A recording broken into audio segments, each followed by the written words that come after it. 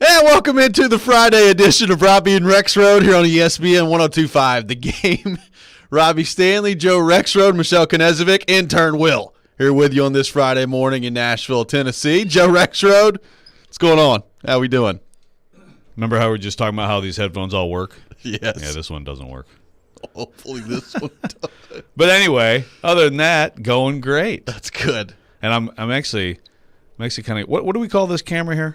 Michelle, what do we call this camera? The GoPro. The GoPro is working. I like the GoPro. GoPro's I good. like yesterday, every once in a while you just come across Twitter and then it's like, boom, there's your face. Oh, yeah. Like, whoa, not high angle, right in your grill. Oh, yeah.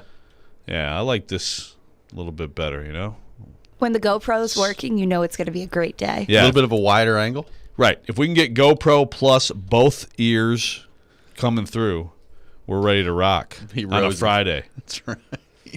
Well, intern Will's here, so we're ready to rock already. That's right. It's going to be a good day. Got the crew. That's right. The crew is in the house, taking your thoughts all show long on our text line, driven by WilsonCountyHyundai.com, 615-737-1025, 615-737-1025. We got a busy show for you here today. Lots of reaction to the Titans. It was fight night for the Titans yesterday at practice against Tampa Bay. We'll talk about that a little bit here in just a few minutes. Teron Davenport joining us at 8 o'clock. Jarrett Stillman joining us for the second day in a row at 9 o'clock. So, Joe, I know you're looking forward to that coming up at 9 o'clock today. Yeah, after he called my story yesterday a Bobo story. Is that what he said? Bobo. Yeah, he's trolling me. He got me to listen. Hey. I was sitting there writing my little Vanderbilt football story. Yeah. And, across Twitter, is this Rexrode Up in Peace a Bobo story? I'm like, okay, I'll listen, Jared. Bobo. Yeah. So apparently, whatever. Well, I'll save it for him. But what did I say yesterday was going to happen? The Bucs are going to respond. Yep. They're going to have a better day, and the Titans are going to be mad. And then Jared was going to be like, "Oh my God, the Titans suck." I don't know if Jared said that, but I'm just imagining Jared saying that. And now it's just it's bad. Bad Titans. Well, I can tell you one person that was not overly thrilled with the way the Titans practiced yesterday, and that was head coach Mike Vrabel. Did not seem to be a big fan of the Titans practice day yesterday against Tampa Bay and was asked about that, talked about that after the practice was over. Here's what Titans head coach Mike Vrabel had to say yesterday about his team. We didn't do very well offensively. I don't think we competed like we did yesterday. Vrabel. Mike, how would you rate the quality of today's practice? Thought it sucked. Why did it? I don't know. From what I saw, we didn't do very well offensively. I don't think we competed like we did yesterday. I thought it sucked from Vrabel. So that quote also was from a Jared question. Yeah. Look, he's getting things done down there. I mean, we might have to just, I might have to bring Jared along to the road games some of these weekends. I know he'd probably be on some boat with a White Claw. Pontoon out there? Some pontoon with a pomegranate White Claw. But I don't know, man. Like his hero Brady. Jared out there with some avocado tequila. Yeah. Oh, yeah. That's probably what it'll be. But he gets answers. He gets sound bites. Makes Tom Brady quiver, as he said yesterday. Yeah, that's right. Brady quivering and Vrabel. Vrabel sometimes here and there will kind of, be frank like that, but not that often. Yeah. Usually he's pretty measured, like, everything's fine or everything's not that great. It's down the middle. But, yeah, Vrabel was clearly upset. And obviously he had all the fights. I mean, I feel bad for Chris Jackson. Yeah. He got Antonio Brown right in the face. Shout out to George Walker of Yeah. the Tennessean. Fantastic photos. And even though people on Twitter yesterday were trying to run with him and steal him and not give George credit, which is a problem in today's world. What's up with that? I don't know. That happens way too much. But it seemed like a bunch of people did, huh? I don't know why that continues to be a thing, but it did. But yeah, nice shot yesterday of George Walker from the Tennessean getting a nice photo of Antonio Brown connecting with that left hand to Chris Jackson's face. And he had a bunch of great photos from it. But yeah, shout out to George Walker, the legend. And George, by the way, has covered this team just like several other people who are hanging around right now from day one. Yep. Like Teresa and Kaharski and Wyatt, Beauclair. Did I miss anybody? Is that the crew? Yeah. T-Mac, Terry McCormick, he been there since day one? Yeah, if Possibly. it's not day one, it's pretty close. Yeah. Pretty close. But George Walker is as good as it gets out there. And, yeah, I'm sitting there on Twitter, and it wasn't just like one. Sometimes you'll see that, like one side will grab it. Like there were like 3 different people doing this yesterday. What's up with that? And did they ever apologize? I didn't follow up. It's No? the new generation of screenshotting something and just posting it. And I feel like people don't realize if you're a photographer, that is your career path. These are is your your work. photos. Your livelihood, yeah. People just take them and screenshot them and post on social media and give them credit, people, if you're listening. Yeah, is it really that hard? If great, you have your little NFL Twitter account or whatever. Is it really that hard to just at George Walker give him the credit?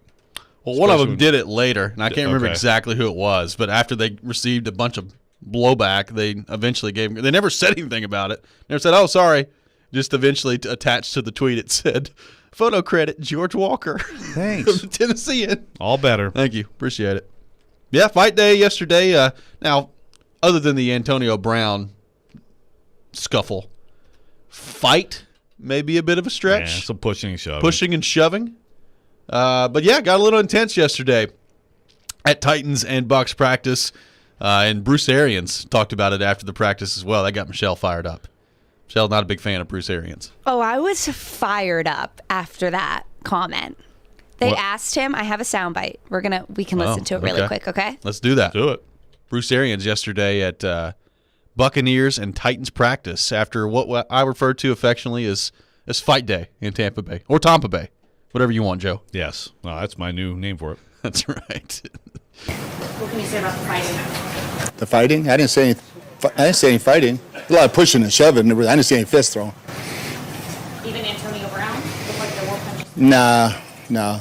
Waving flies.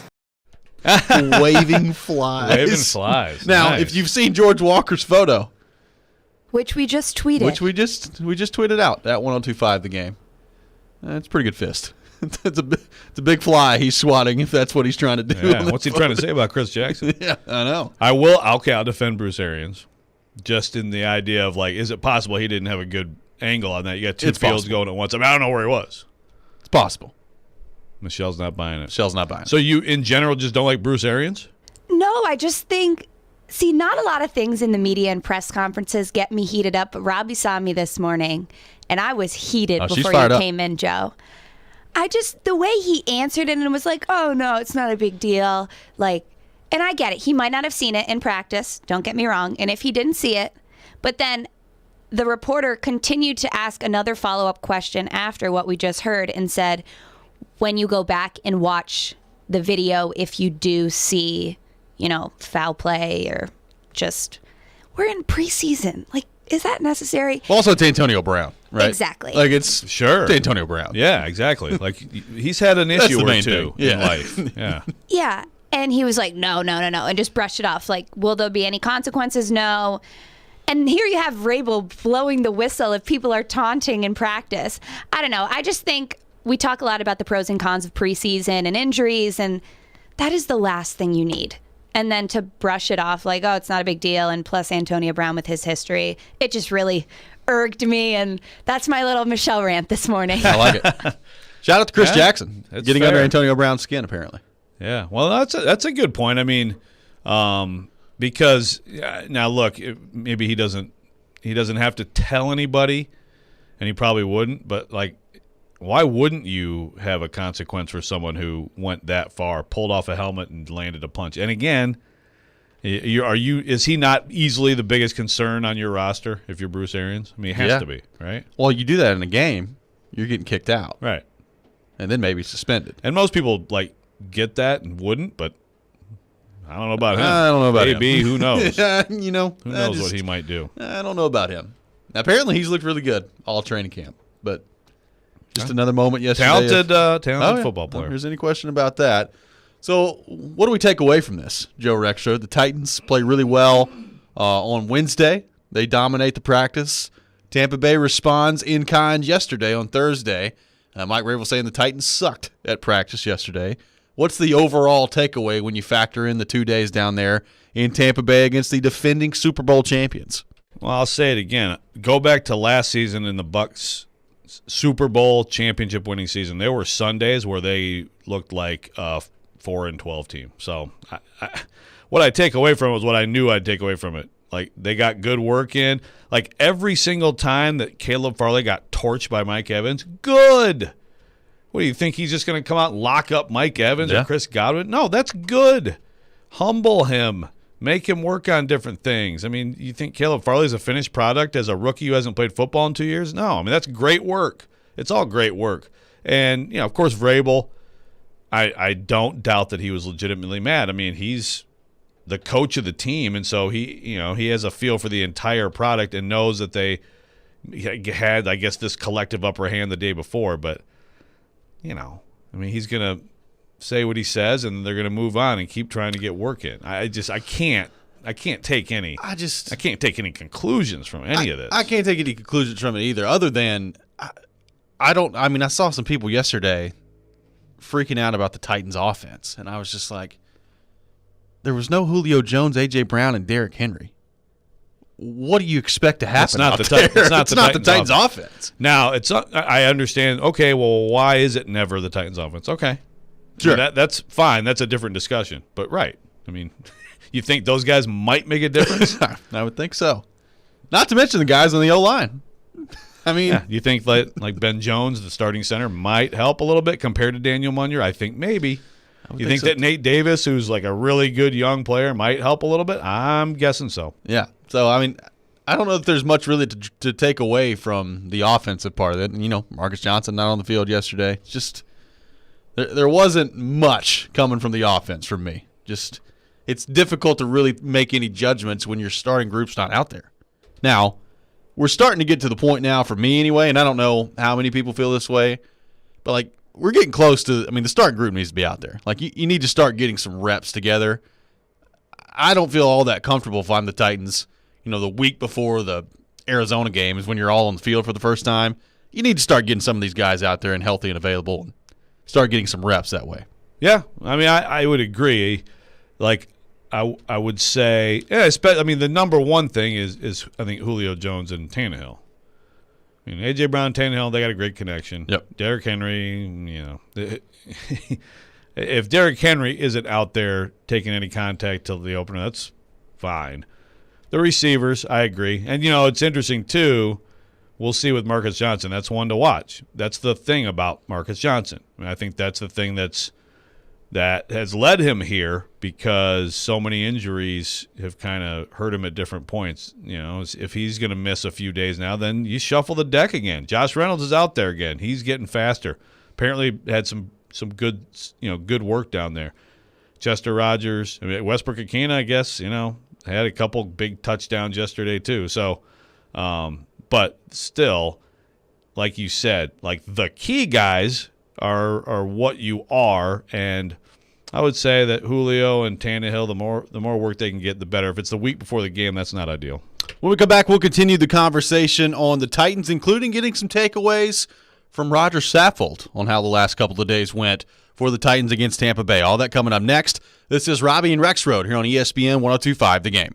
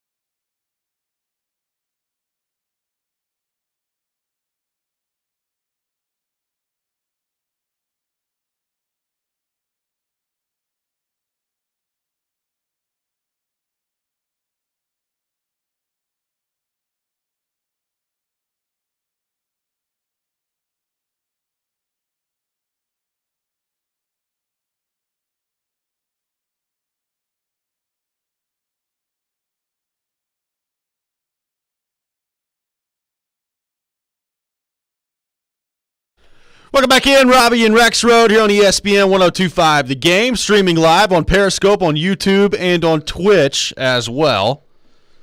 Nice jams bringing us into this Friday morning. Joe Rexrode, a big fan of this song. This is a tradition now. It is. I mean, who doesn't feel it when Loverboy starts rocking it out, baby? Everyone feels it. Working for the weekend. That's right. Let's go to our text line, driven by WilsonCountyHyundai.com, 615-737-1025, 615-737-1025. Michelle, I believe your microphone is still Michelle, on. your mic's on. Oh, no. Got that Loverboy rocking and I get it. A little bit of chaos. Just chaos everywhere. Feeling the weekend. I got a text that says, exactly my concern. I don't think I can remember a time where our starters didn't practice.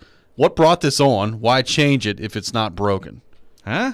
I think under Vrabel, the starters not practicing has been, I don't know that routine is the right word, but common, I would say. Yeah, I would say, well, and that was the 1 year, remember, like Corey Davis. Oh, yeah. And you're just like, but I mean, it was an injury. I mean, the thing with Vrabel and practice, first of all, I mean, you listen to Vrabel talk after a lot of these practices, especially if you talk about, hey, how about this guy who did really well today? Yeah, well, he was available. He was out on the field today. I mean, there's some passive aggressive, like, yeah, it's good to be available out there. That's really like the first thing he talks about. Oh, yeah. When he's talking, like every time he's been asked about Marcus Johnson or Chester Rogers this year, well, they're available. They've been out there every day. Right. So, I mean, look, I think Vrabel would love for all of them to be out there practicing all the time. I guess you could say, Vrabel just says, trainers, whatever you think, fine. But I think Vrabel is very much let's not mess around with anyone who has any kind of injury. So now I'm guessing that at times there are probably situations where he's like, man, just like probably most coaches, really? You can't go today? Hangnail or whatever it is, but I don't know. Just the way he even goes about preseason games. It's not like he's he's pushing the let's get the starters for a half of this preseason game. He's big on, I think, let's not have some devastating injury in a situation that doesn't matter. But I mean, a lot of these guys have injuries. I mean, this is not with Julio Jones, I think maybe early on it was a little bit of like preemptive load management. With Derrick Henry right now, I mean, who can argue about that, I don't think anybody. Derrick Henry knows the offense, knows the offensive line, is in tip-top shape, is staying in tip-top shape. He doesn't need – he's just a different case. Yeah. I mean, it's a totally different kind of back, but, Barry Sanders used to just, show up at the end of camp. Like, okay, go run for 1,800 yards now. Right. It's that specific job – you're relying on other people, but he knows how to do it. So it's not like the practice. He still will say, okay, today you're having a random day off. He's big on that. It's a player's mentality approach. And obviously, as a guy who played in the league for a long time, he can see the value in that. Let's go back to the text line. Got a texter that says, I'm pumped about this football season. Already got tickets to 2 games. Tighten up. So this texter is not derailed by the Titans sucking yesterday. I think you're making a big mistake, texter. Could be. I don't know, man. Listen to Jared. At practice yesterday could change the whole trajectory of the season. I mean, Jared had him winning the Super Bowl after Wednesday. If that. We kid, people. Yeah, I'm Don't just text kidding. us. Yes, they'll be good this We're year. glad that you're excited. It's an exciting time to be a Titans fan. And, look, we're excited too. Looking forward to getting things rolling here. Getting through the rest of the preseason and the regular season beginning on September the 12th for the Titans. So looking forward to that. So we've talked about kind of what our takeaways from the last couple of days have been with the Titans. But what about the players? Roger Saffold, who is, I think, one of the most thoughtful and really interesting guys that the Titans have on their team. Always pretty candid with his comments. He spoke yesterday after day 2 of practice for the Titans against the Buccaneers. Yesterday after practice. You guys have talked about how this is going to be a good measure. I mean, you guys have found a lot of plays, but how do you like what you saw the last couple of days? It was kind of like a heavyweight bout, especially in the trenches, man. You kind of want that. You kind of want to see where you stand there as a team. I thought that we really played for each other. Everybody played hard. In this type of weather and humidity, guys were just out there fighting. we're a little bit low on the offensive line right now, and being able to battle through definitely, I think, put a couple notches on our belt as far as just, conditioning, effort in the game. This is going to pay dividends for later. But honestly, we do this because when you're going against somebody that's not your team, you're just going to get higher, faster, more physical reps, and you can't duplicate these reps except in a game. And I think it's just another way for guys that won't be playing in the preseason game to get some real game time reps. A lot of these guys I played with a ton before, but I haven't got to meet them personally either. So it's good to kind of, meet the guys that you work with day in and day out. So that was Roger Saffold yesterday after practice, and must have talked like immediately when he got off the field, maybe after running a rep. I mean, I thought you had the wrong clip there. There was like this news story about like OnlyFans or whatever on Twitter. Like, there's a lot of heavy breathing going on in there, man. Good Lord. But luckily Roger caught I don't know either. Yeah. Roger caught his breath and he did. Great answer though, by Saffold. Pushed forward. He did. That was a good answer. Yeah. All righty. You just never know what's going to happen. Never know what's going to happen on this show either. 24 minutes in, already done for the rest of the day.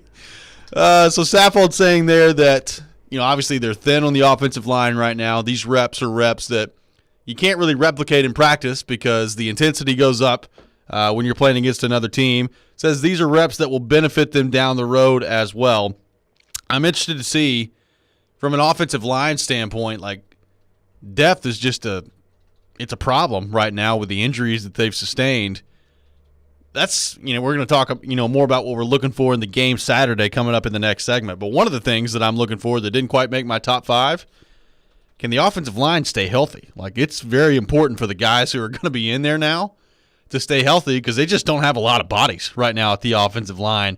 And you've got to find a way to get through this game coming up on Saturday and making sure that you're healthy so you can move forward throughout the rest of the camp from that. That may be priority 1 on offense on Saturday is, hey, offensive line, please don't get hurt. Be great. Yeah, I mean, if you look at obviously Taylor Lewan coming back, that looks good. Saffold has been back in there. That's great. But, I mean, you look at the rest of the potential starting line. Now, Kendall Lamb, it's been like a week. Nate Davis has kind of been in and out a little bit, but he's mostly been missing a lot of time. And Ben Jones has been a while.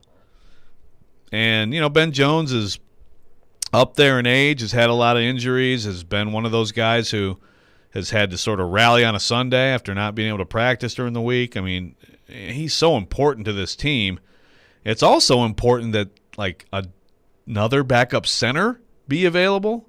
And I don't know what the deal is with Aaron Brewer right now, but he hasn't been able to participate. I mean, that's a guy in the next couple of weeks who would be very important to emerge on the field. But, yeah, I think that's absolutely probably the biggest concern on the injury front is just when you've got guys now who have missed this much time, then it's like, okay, so what exactly are we talking about here? Like you see like A.J. Brown and Julio Jones on the exercise bikes. Okay, they're fine. It's whatever. Yeah, it's nothing big. When you don't see guys for a while, then that's when it's like, okay, so this could be pretty significant. And look, if this team has to go into a regular season game with Daniel Munyer at center, that's just a bad thing. Yeah, I mean, he's just not been snapping the ball well. Or blocking. Blocking well. That's not a very good combo. Other than that, it's fine. And that's going pretty well. When we come back, we'll continue the conversation on the Titans. Both Joe and I will look ahead at what we're looking for in this game for the Titans coming up on Saturday against Tampa Bay. All that coming up next. This is Robby and Rexrode here on ESPN 102.5 The Game.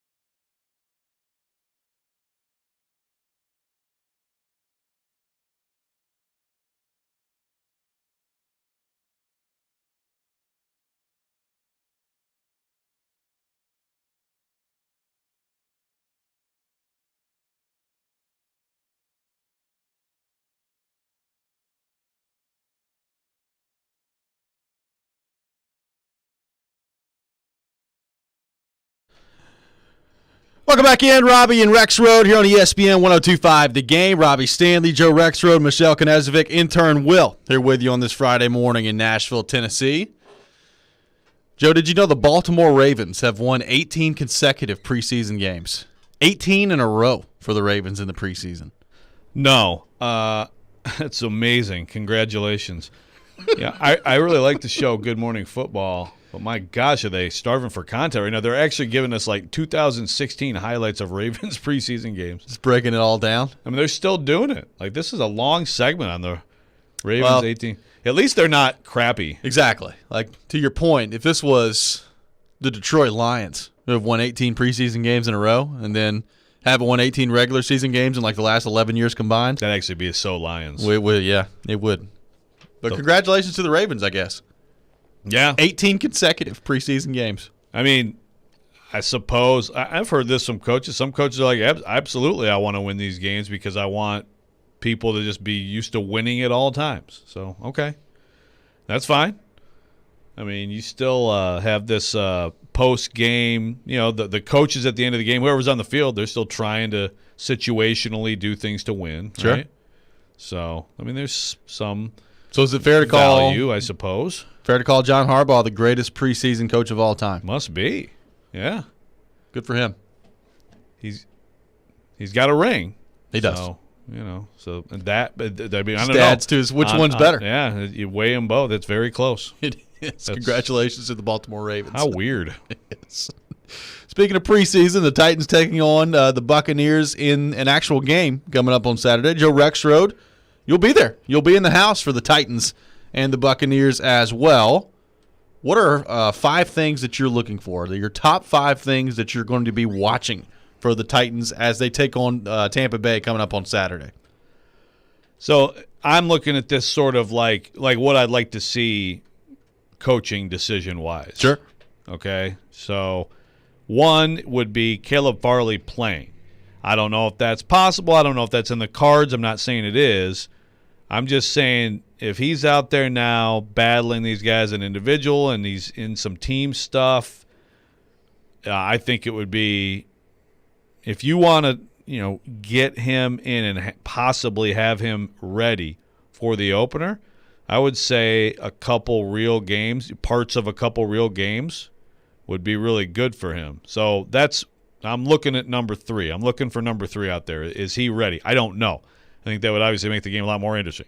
And frankly, I'm in the business of this game being more interesting. That is correct. Missing the practices and going down there to watch Bruce Arians play his third stringers. Thanks a lot, Bruce. Really looking forward to Kyle Trask, though. We're all mad at Bruce Arians today. We are all mad at Bruce today. Darn you, Bruce, and your Despicable Me face shield. Number 2, I want to see more work. It kind of follows that, but more work for the secondary regulars in general. I think, Byard and Hooker had a series. I mean, I think it's whoever the receivers are. To me, there's still a value in all those guys working as a unit, working in tandem. I mean, I don't care who's at receiver. Christian Fulton, get those reps. You can't put everybody in bubble wrap. Fulton. Elijah Molden didn't get to play in the first one. Is he gonna come after Chris Jackson? I don't mean like Antonio Brown coming after Chris Jackson. I'm saying, is he gonna come after his job, not punch him in the face? Elijah Molden is a Chris Jackson alone. Yeah, the poor guy. But I just would like to see that. I just think the secondary.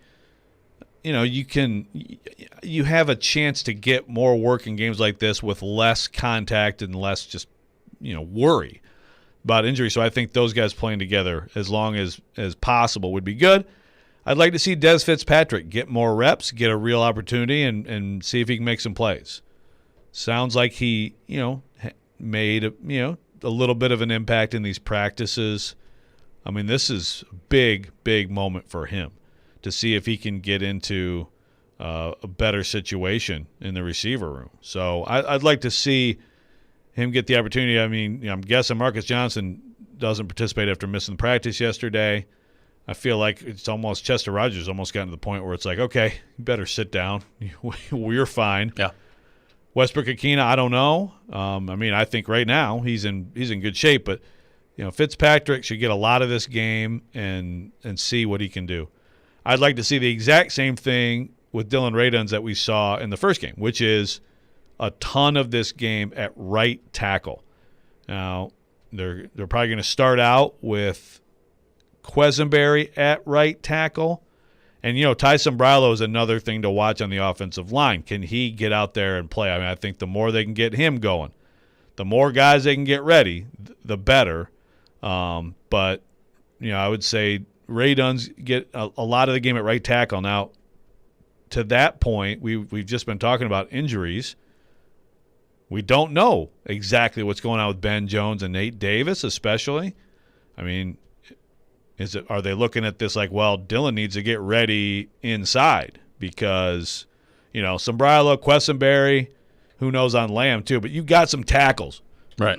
On the interior is where you're more thin. So, but as long as you feel okay, like Nate Davis coming back, then I think Radunz should be competing at right tackle. And my last thing is Mekhi Sargent to get like the whole freaking game. Darrington Evans is another injury that we don't know the extent or duration at this point. We know what Jeremy McNichols is. And right now, because Evans got hurt, I like McNichols' chances of making this team a lot more. They trust McNichols, and he was out there last year, did the job. But, they know what he is. I think Mekhi Sargent, I'd like to see how he does in a game against another opponent in pass protection a lot, because that's what it comes down to. If Mekhi Sargent can be good there, then I think he could beat out McNichols. Now, I also feel like if Evans is fine, then, you may not – I mean, Sargent may not make the team too. Hill, Sargent, but if one of those three guys is going to make the team, I'd like Sargent to get a real opportunity. I've liked how he's run the ball, and I know sometimes with rookies you worry, especially in that aspect of the game. And if Darrington Evans if you don't feel good about him being healthy, you probably want the trustworthy Jeremy McNichols. But I just think Mekhi Sargent has a little bit more to give as a runner. Yeah, I'm going to be really interested to see how they handle that. I mean, look, I thought last year in the limited opportunities that he got, I mean, Jeremy McNichols was fine. He was good. I mean, I think they trust him in pass protection, as Jared Stillman pointed out yesterday here on the show. So I think that you've got that there. But Sargent, look, he played well in that first game against Atlanta. And to your point, I think maybe does bring a little bit more explosiveness to the table. So I'm interested to see how they do that. And Radunz is going to be on my list too, and we'll get to mine coming up here in just a few minutes. But he's a guy that, to your point, he might have to get ready and play in both positions. Like, you might need him to play at tackle, and you might need him to move inside as well. So I'd honestly like to see him play the whole game, like the entire game from start to finish. I would like to see Dylan Radunz play. I mean, there aren't that many linemen available anyway. Know. So I agree. He basically – I think he played all but, the last series or two. Yeah. Right? I do it again. Yeah. Now, of course – it's also one of those things where you have so many injuries. Like, now, what if he gets hurt? But you got to. What else you got to do right now? Yeah, that's a guy who every rep helps him right now. Yeah, and a guy that you're hoping at some point this year can be a factor for you. That can come in and can help you. I mean, we've talked about it a lot, but you take a guy in the second round. That's what's got to happen on that point. Let's go to our text line, driven by WilsonCountyHyundai.com. Got a texter that says, I'm excited to see the backup quarterback situation again. They both looked pretty decent in game one. They did. Matt Barkley, Logan Woodside played well. I would like to see Woodside play at least 3 quarters. Yeah? Yeah. Okay. He needs – if he's going to be your backup, which I think he is, give him all the reps. So you don't think Barkley can make a game of this? I'm not saying he can't make a game of it. I'm just done doubting Logan Woodside. Like, I think he's going to be the backup quarterback. Apparently, he threw a couple just atrocious picks yesterday. It's all right. Cut him. I don't know, man. I think he needs to be cut. Someone on Twitter, I think they were just trolling me, but they were like, Vrabel needs to be fired after the it sucks comment. Well, if you can't get your team ready, then you need to be fired. I'm like, I totally agree. We don't fire enough coaches after bad practices. Preseason practices. It's just not done enough. I'm going to hope that was some sarcasm. I was getting trolled.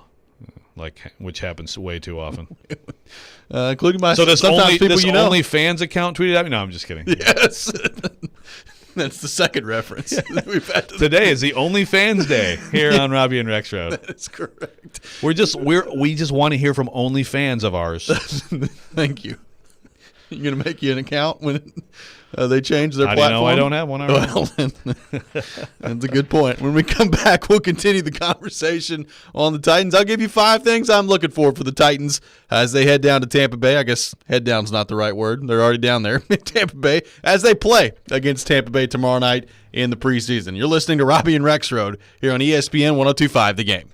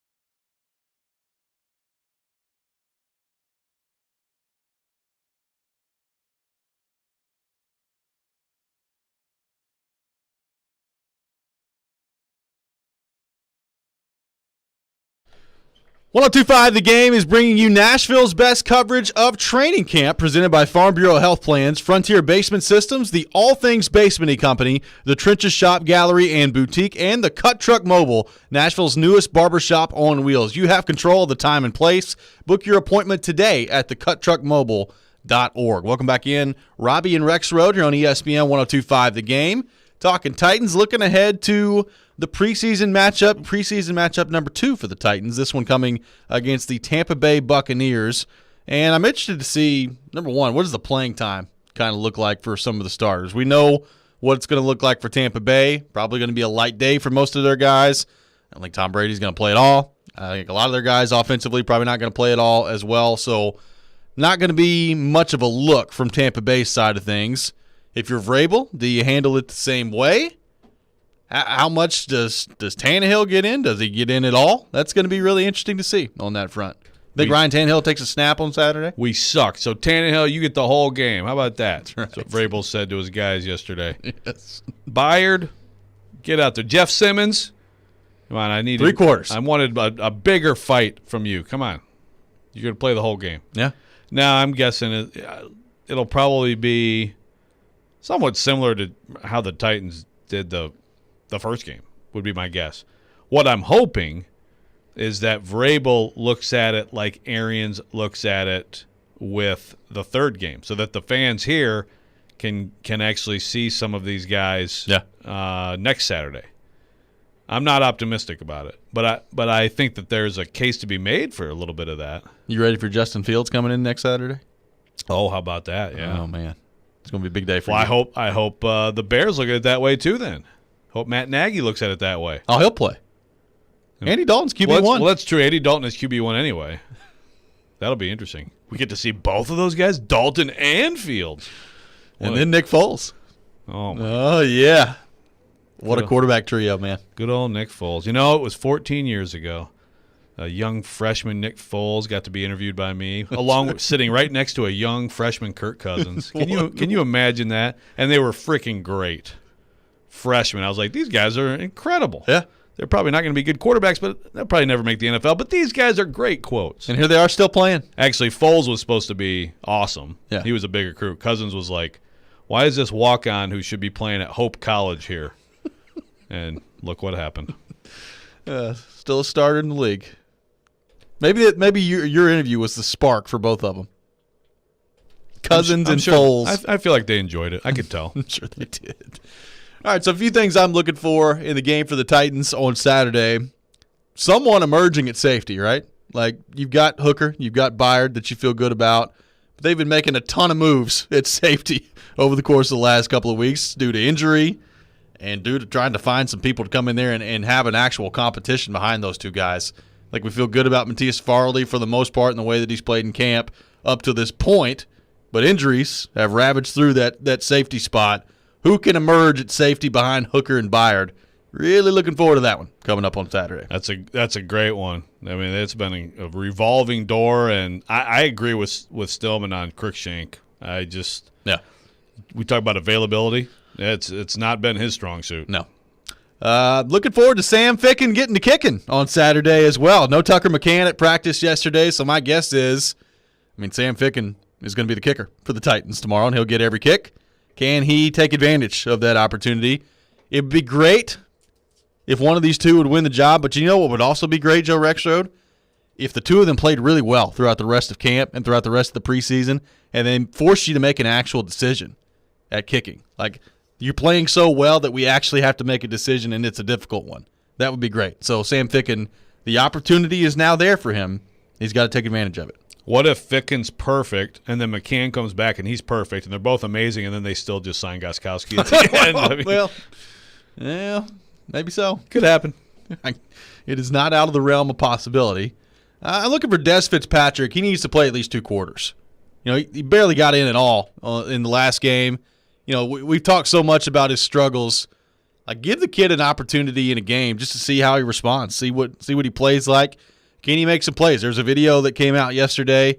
He made a nice play on kind of a fade route in the corner of the end zone. Caught the ball, scored the touchdown. Kind of a one-handed catch. Yeah, one-handed catch for Dez Fitzpatrick. So I would like to see him get some significant playing time, at least half the game, just to see what you've got. Can he step up? Can he make some plays for you? I realize that room's crowded, and I don't think Marcus Johnson's going to play. I probably wouldn't play Chester Rogers all that much at this point either if I'm Mike Vrabel and the Titans. But you've still got your Mason Kinseys and your Cam Batsons, your Nick Westbrook-Akinas. Fred Brown. You've got a lot of guys out there that are going to generate some playing time. But I would like to see a whole lot of Dez Fitzpatrick and Racey McMath tomorrow as well. I think it's really important he gets in. Totally. Yeah. Also, McMath is another, special teams guy to watch. He's got to make an impact. I still want to see Christian Fulton play a lot in the first half. He needs to make some plays. Can he be sticky in coverage? Honestly, I'd like to see him play both on the outside and inside as well to see. And I don't know that that's going to happen in this game, but you're talking about if Caleb Farley emerges and he's able to be a factor this year. I would imagine at that point you're moving Christian Fulton inside. I don't know that, but that would be my guess. So I would like to see him play in both spots just to get a good look at him from that perspective. Yeah, that's a great point, and they haven't given, as far as I have seen, they haven't given Fulton a snap. No. Inside. Again, you're getting him ready, but, I think Caleb Farley he's an outside corner for sure if he plays. And you can't expect a rookie to all of a sudden, okay, now go in there and do that. But Fulton has done it, so I agree. Like it would make sense in these games, for him to get a little bit of a look just to be ready. And who knows? Fulton may not be better in there than Molden or Chris. Yep. Yeah, I don't know, but I feel like if Farley can play, Farley's going to be tough to keep off the field. And then finally, can Rashad Weaver build off what he just did last week? Can he continue to make a push for that third spot at outside linebacker? Obviously, he was really impressive against Atlanta.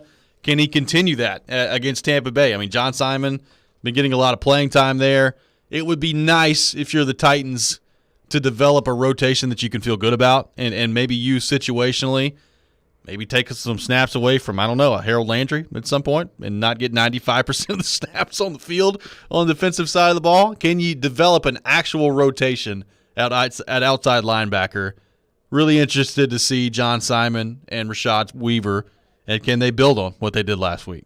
Yeah, that's good. Simon has been he's been out there, with the ones, and he's fine. It's kind of impressive. He can come in and immediately pick it up, and he's fine. And I think Roberson, you still see here and there with Roberson some flashes, but I feel like Weaver is clearly the best option at 3 as long as he can keep progressing, as long as he can have everything down and be responsible and all that stuff. I just feel like he brings a explosive kind of strength element to it, and also the length that could really be useful. And like you said, a little bit of a break for Harold Landry may not be the worst thing in the world. May not. I guess I could say too, hey, I'd love to see how about some Bud Dupree Saturday? I just don't think it's going to happen. Yeah, I doubt he gets in there. Although, if he does, makes that game a lot more interesting. Sure does. But he looks just running around and everything.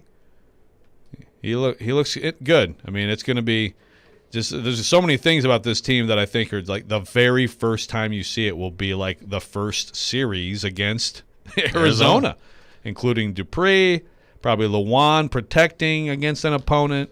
Maybe Caleb Farley. Probably Julio Jones, possibly Caleb Farley. I think that's one of those where if he doesn't get into these at all, is he really going to be out there right away in the opener? I would think not. Probably not. But to your point, he's doing team drills now. He's doing individual matchups. He's running stride for stride with Mike Evans. Put him out there. Well, but the question is, okay, are you ready for him to tackle people to the ground? Right. I don't know.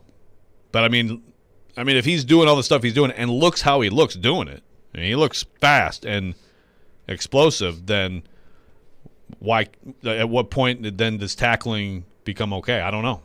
At Gators_Z on Twitch, Tampa Bay, Gus, and Quinn all over us yesterday. Oh, gosh. Very nice reference to Rexrode's dogs there. Well done. Last night, Caroline's birthday, 11th birthday. Shout out again, day after your birthday. Happy birthday, Caroline. Greek food was her choice. She wanted nice. Greek food. So we got that and this awesome ice cream cake. But Quinn actually kind of bit me a little bit. And Katie's like, yeah, they heard you talking trash about them on the radio. So. Oh, and by the way, they pooped in the bonus room today. Oh, good. Because you have to close it with this little stool, or else they push through. Yeah. And they think make it's their own bad. stool. And then they have a stool, and they did. So I've left that. In fact, I'm glad you brought up Quinn. Thank you for bringing up Quinn. I need to text them and say, hey, clean up the poop. This is just good radio right A here. lot of improvement on the Rex rant from earlier this week. Yeah, it's really made an impact. That's a nice happy Friday, Rexrode. Yeah. Katie's going to get a text, and you're going to be like, by the way, I didn't do that. But Yeah. And by the way, I'm flying to Florida today. Hey, good luck, everybody. See ya. Enjoy Have the fun. poop. Enjoy the poop all weekend. See you all on Sunday. Oh, looking forward to this game. How excited are you for this preseason game? Are you just hoping something interesting happens tomorrow? Yeah. While you're there? I will say that I looked at this one. I've kind of looked at these like, okay, the second one will be the third one. Yeah, me too. And so I was like, I think it's important to go cover that one.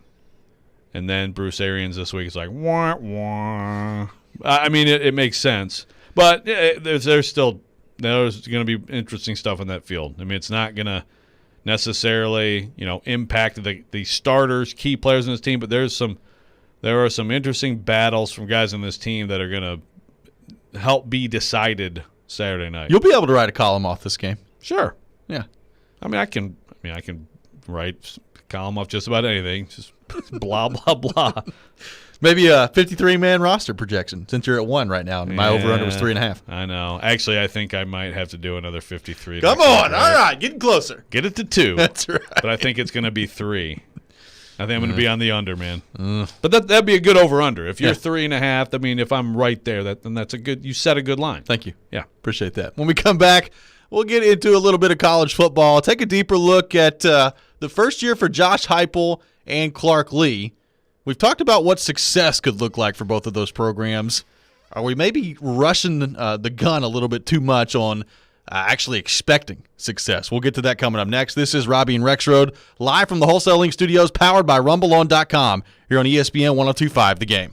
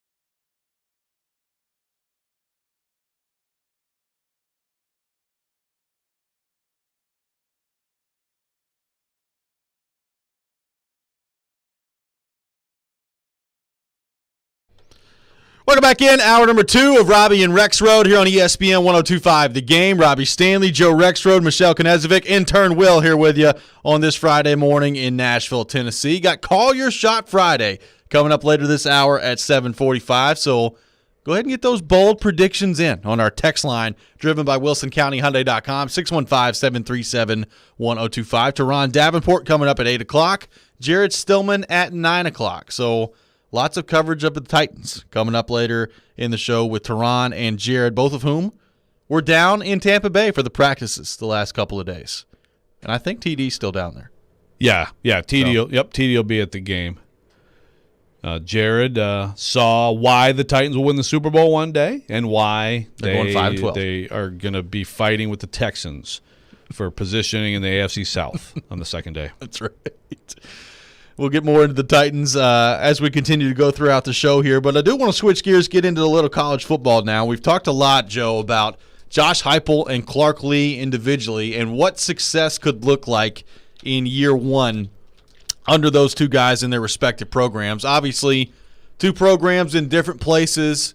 Vanderbilt winless last year, 0-9, and Clark Lee trying to come in and not only improve the quality of play on the field, but honestly just change the entire culture of the football program and the athletic program outside of the baseball team as well. So there's a lot there to like so far about Clark Lee. I think the personality has been really good. Josh Heupel, everything seems to be going pretty well so far in terms of the way that he has opened up access to his team.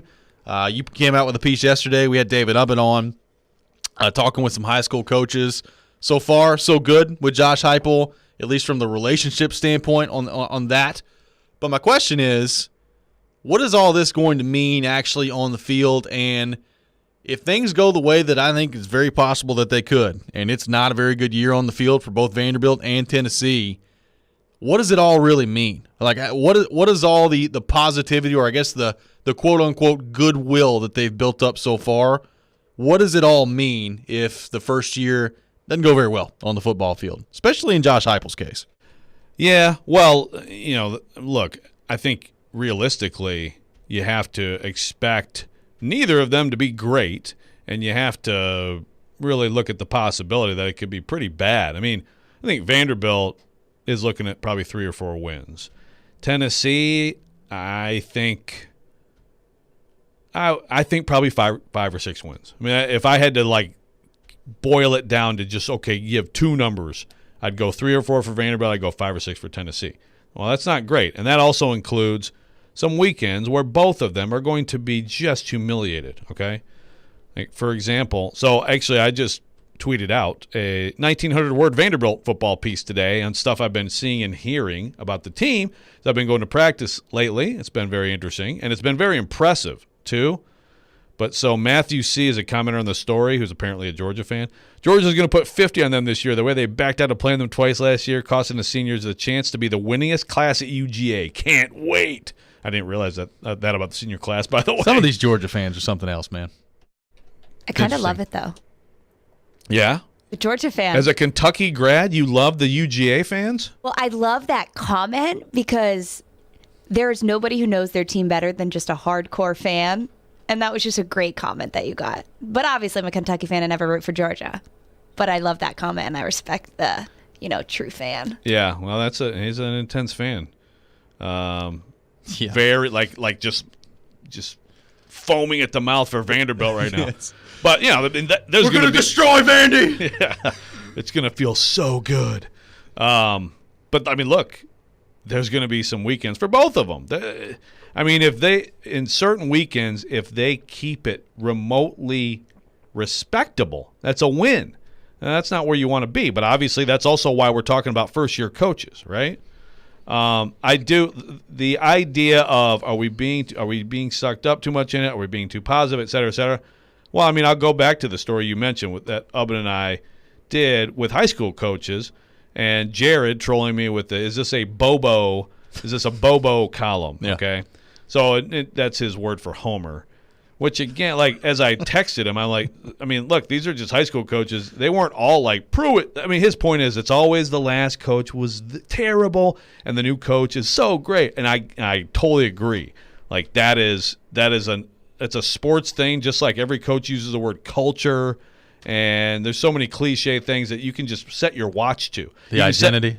Yeah. I mean, you can set your watch to, preseason overreaction on various things in the NFL. But there's no doubt that there's a certain level of, well, Pruitt was just awful. There was nothing good about him. And look at all these. I mean, I wrote the column, Josh Heupel, media access, yay. Yeah.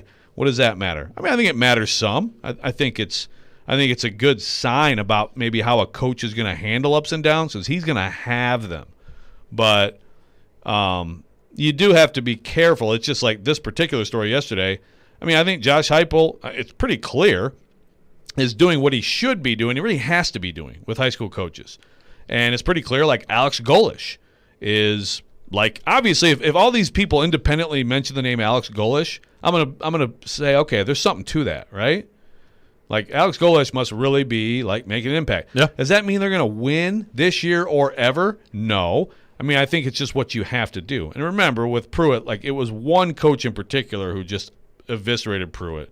He had his own personal reasons. He had kids of his who had a bad experience with him. There were other coaches who weren't trashing Pruitt. So, but, I mean, it does go along with all of the stuff of new culture, new personality. The players are like, oh, the atmosphere around here. There's never been players with a new coach taking over, as far as I know, who are like, boy, the atmosphere is just worse around here now. I liked it the way it was before. I mean, Nick Saban took over at Alabama. I promise you it was not pleasant for that first group of players. But, I bet you we can go back and find some quotes about how much better it was. Yeah. And that one worked out okay. I would say so.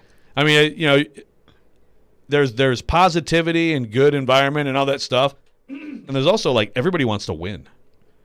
So if you have a good coach, then that's going to make you feel better about doing the work. I feel like that's some of what's happening at Vanderbilt. I mean, Clark Lee is a very, I think, measured personality. Yep. But I think there is a lot of optimism there, and there's a better, it looks better. Yeah. Hey, look, one thing that I've tried not to allow myself to kind of fall into with Josh Heupel in Tennessee, because I know this happens every year, is, all right, it's new. You're trying to give the new head coach a chance, and I understand all that, and that's fair. There's been a lot of positivity around him thus far. I think Tennessee fans, even some Tennessee fans that I know, were not excited about the hire when it was made. They're warming up to Josh Heupel as you get into it. And we knew that would happen. We talked about the day he was hired. We said that would happen. Yeah, we talked about the day he would get hired. And we're right. And, I'm not surprised by that. I like a lot of what he's done so far. It doesn't mean a whole lot to me much at this point. I mean, I want to see what you can do on the field. The access is great. I appreciate it. I think it's going to serve him well as he moves forward here. The recruiting relationships he's developing is great too. But if you can't develop a quarterback like you're hired to do, it doesn't mean a whole lot to me. Like, you're coming in and your job is to make this team better. And I still go back to your record and your recruiting at UCF was going the wrong way. And I said it yesterday with David Ubben. I realized that the bar on that was extremely high. And that Scott Frost, and we'll get a little bit more with him coming up a little bit later. Speaking of the devil. Speaking of Scott Frost, we'll have more to say about that coming up later this hour. But Scott Frost, did a great job at UCF. That's why he is where he is right now in Nebraska. And I realize that's a pretty high standard to keep. But when your record starts going the wrong way and the recruiting starts going the wrong way, that to me is a big red flag. And that is something that he is going to have to prove to me that he can overcome something like that at Tennessee at a much bigger job in a fishbowl that, as you know, Joe Rexrode, the moment things start to go bad and look like they're going bad there, some of this fan base gets nuts and gets restless. Can you handle that? Because I guarantee you, Josh Heupel as a coach has never experienced anything like that. Oh, no doubt. Now, I would also say he's also never, certainly as a head coach, now he has as an assistant, but as a head coach, he's never been able to wear a shirt that gives you – I mean, look, UCF is a great story, and, it's where they are geographically is pretty fantastic. I'll be there tomorrow. That's right. A lot of Florida going. This Florida. show's heading to different parts of Florida. That's right. I'm not, guys. Sorry, Michelle. Well, you'll bring back some Mickey Mouse ears for us, I will. Robby? I will. Okay, good. But he's never had this kind of clout in terms of recruiting, potential. And so it's such a different job that, I mean, look, there's no choice anyway. Like, there's no guarantee that it's going to be bad or good or anything. I mean, it's what he makes of it. What he's doing, again, in that piece in recruiting, I think he's doing exactly what you have to do. Anything but that would be, to me, would just be just absolute malpractice. Yep. So it's not like some reason to get excited. And we know Josh Heupel can dominate and put the fence around the state, and that's still not going to be enough. He's got to go beyond that. But I just look, so far the signs are positive. I also think that even this year, take away win loss anything like that, like even if they win games like 17-13 or something, I think that also would be people will be like upset. People want to see what they're supposed to be getting here. They think this is an offensive guy. The best part about his resume is what he did as like an OC at Missouri, for example. I mean, he's done some things as an OC that's like, I mean, they were lighting it up. So that's what people want to see. They don't want to see this defensive, well, with Pruitt, they wanted to see good defense. And let's get back to SEC. And now with this guy, okay, let's see some fireworks. Let's move into modern-day college football. Be a good start. And some coaches figure out a way to put it all together and win a lot. And I have no idea if Heupel's going to do that. But he's going to get an opportunity. He would have to be terrible over an extended period of time to not get an actual coaching cycle at Tennessee. We'll continue this discussion when we come back. Got some of your thoughts to get to as well on our text line, driven by WilsonCountyHyundai.com, 615-737-1025. You're listening to Robby and Rexrode here on ESPN 1025 The Game.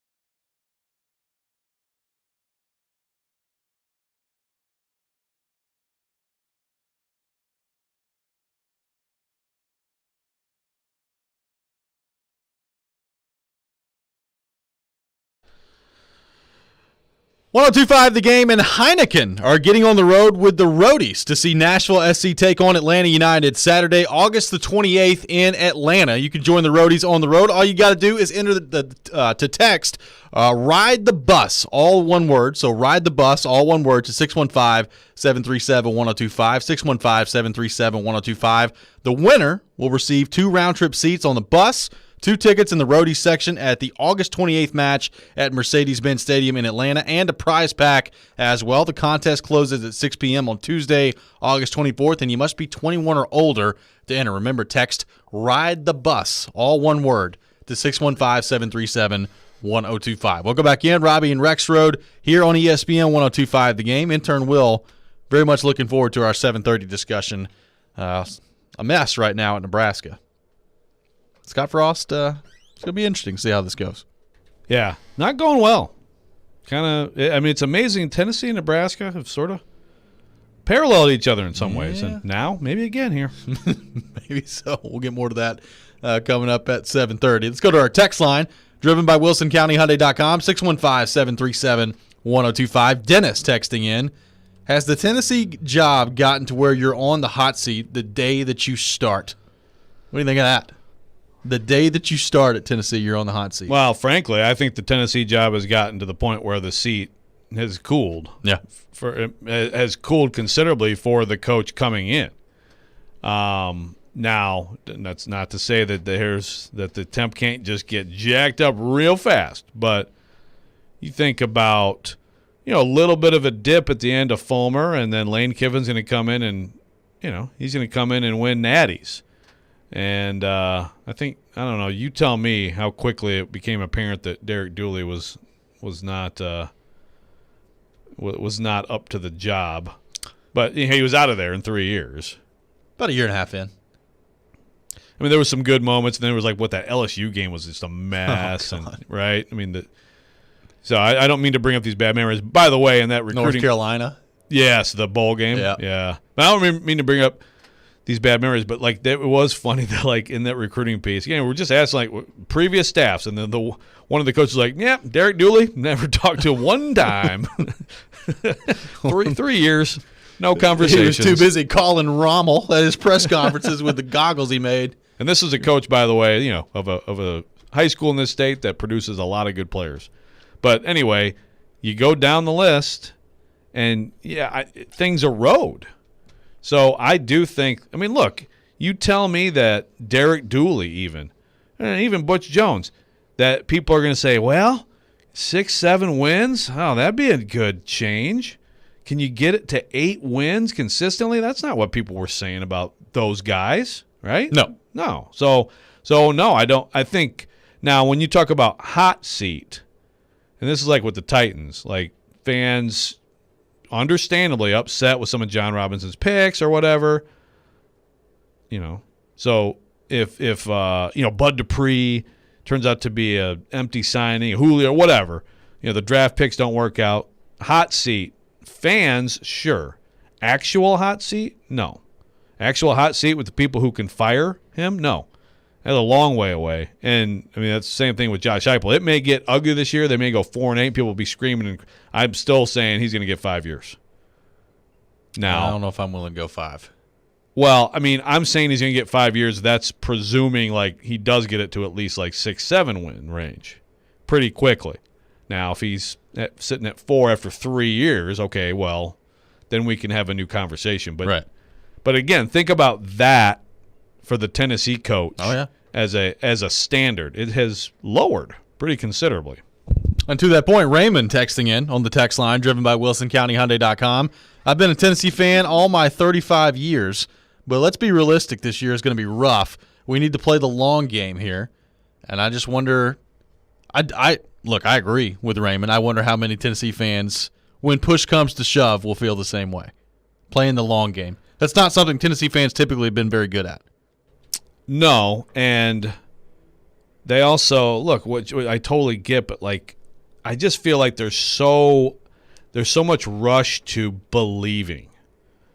Like with Pruitt, and again, look, Pruitt now is going to be just like Butch. In the early days when Butch was gone, everything about Butch was terrible, right? And all these things about Pruitt are better.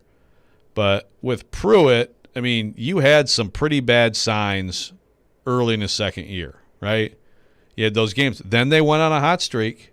And just that hot streak against, I mean, who'd they beat in that stretch? They beat Kentucky. South Carolina. They beat Missouri. I mean, I remember being at that Missouri game and talking to Garantano afterward about death threats he had been getting, and and Trey Smith. But there was like this feeling like, okay, it's starting to turn. And look, at the end of that year, there was reason to be optimistic. They had bottomed out in that game at Florida, and they had flipped it around. But then, I mean, it's like Fulmer was like the fan base, like, we're about to take a bite out of your butt, and here's our extension, and balls are back. It's just like it happens so quickly that it's like, this is it. I think with Heupel, if he goes 9-3 this year, which he won't, but let's just say they do way better than they should. Just calm down. Do you believe that's going to happen? No. But I'm just saying, if it does. No, but I'm saying if they went 9-3 this year, do you believe that people would be calm about that? No. Because I'm here to tell you. No, they would not be. I'm trying to preemptively, trying to calm people down preemptively. Like if some good things happen, that's good. You want to see that, but I just, like, you've got to let it play out, and there's got to be a coach who's here long enough to see. I don't know if I suspect the best case scenario with Heupel, because I didn't like the hire. I haven't changed from how I feel about what we know about him and what the job is and should be. But I feel like the best case scenario is probably that he gets it to a certain point, and then at some point then it's like, okay, can you get it to this? And I don't know that he's going to be able to. I don't know that he isn't, but it'd be the key right now is to get to the point where we find out. You can't do that until you get to that point. So, but if he starts out early looking kind of good, like a little better than expected, it doesn't mean a natty's coming in 23. Look, I'm with you. I just know how this works. I know. Bob on Twitter, it's gotten stupid how fans don't understand how this works. New coach, same crap team. He needs at least 3 years to get the players best suited to his system.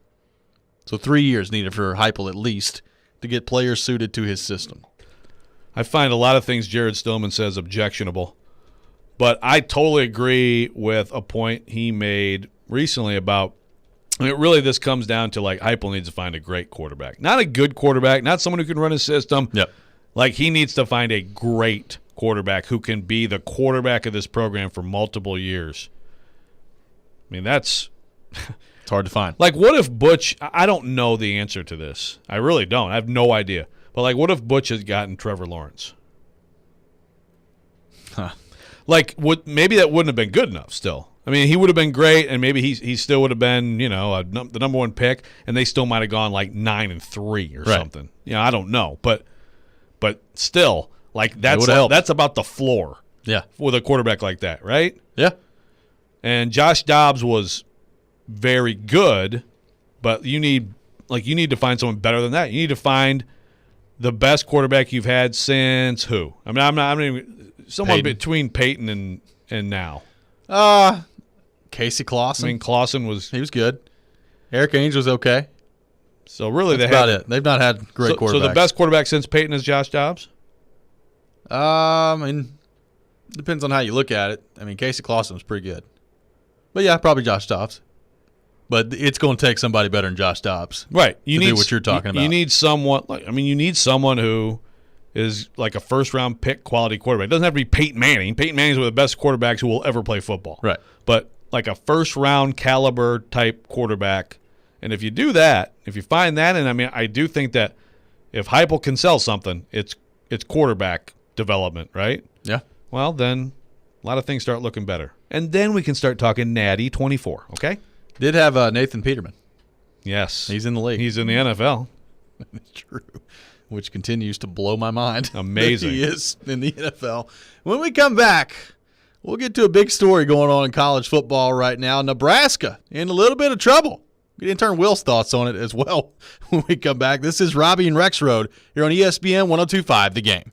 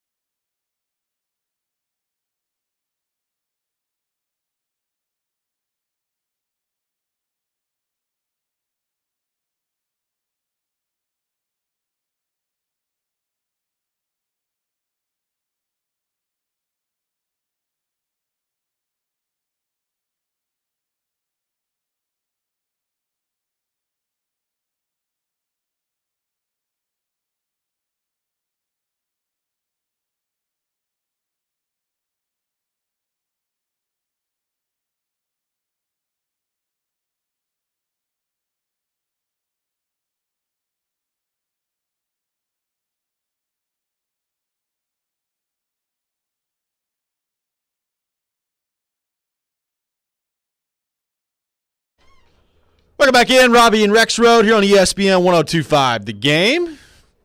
Got Call Your Shot Friday coming up in the next segment at 7:45. Go ahead and get those bold predictions in there. Titans in action over the weekend in the preseason. College football not that far away. Whatever's on your mind is on the table. Lots of love for the Atlanta Braves yesterday on the text line as well. Braves fans are excited again. It doesn't take long. They're not quite Vols fans, but boy, they get in a tizzy. They ride that easily. wave of emotion. Yeah. I'm here for it. Yeah. Call Your Shot Friday coming up next. Take your bold predictions on our text line, driven by WilsonCountyHyundai.com, 615-737-1025. And a tough day yesterday for intern Will's Nebraska Cornhuskers. Now under investigation from the NCAA. This coming from a report. I believe Brett McMurphy was the one that had these first, I think. Scott Frost is among those under investigation for improper use of analysts and consultants during practices and games, per the report. And the actions were egregious, was the quote used in some cases by McMurphy. So not a good look right now for Scott Frost and the Nebraska Cornhuskers football program. Joe Rexrode, how big a deal is this? What do you think is going to come for this? Well, I mean, it's not nothing. I mean, it looks like it's organized workouts, just completely totally a violation. I mean, I think now people look at like quote-unquote NCAA violations and are just like, roll your eyes. But, I mean, we do – like it's college athletics, right? Like the money thing is one thing, and I do hope name, image, likeness just eliminates that. But, like, there's still rules. Like this is still college athletes, right? Like they're supposed to be in school and eligible to play. There's scholarship limits, et cetera, et cetera. There's still rules that someone has to enforce, and someone will enforce.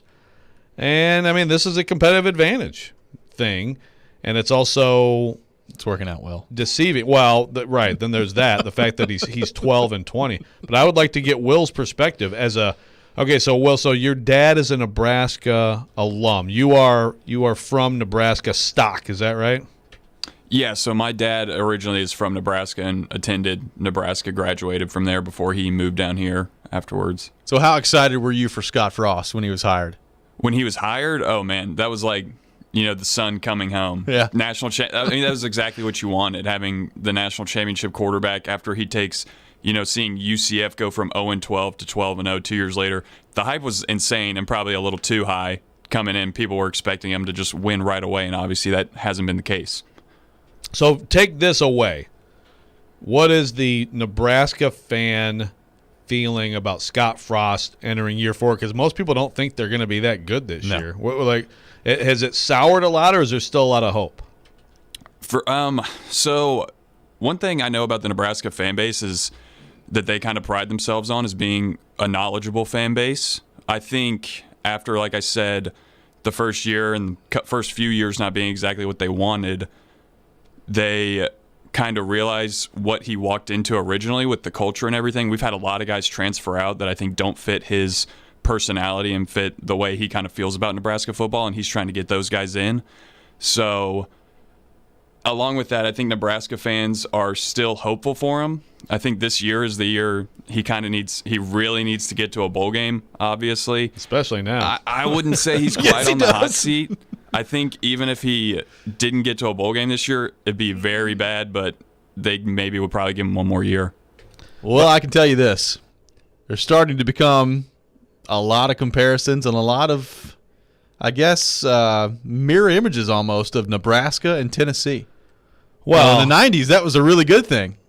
In 2021, not so much. Yeah. And actually, David Ubben, this may be his first piece as a national college football writer for us, but he wrote about that comparison and actually had a column talking to Jeremy Pruitt's lawyer, who of course is suing to get his buyout paid. Yeah.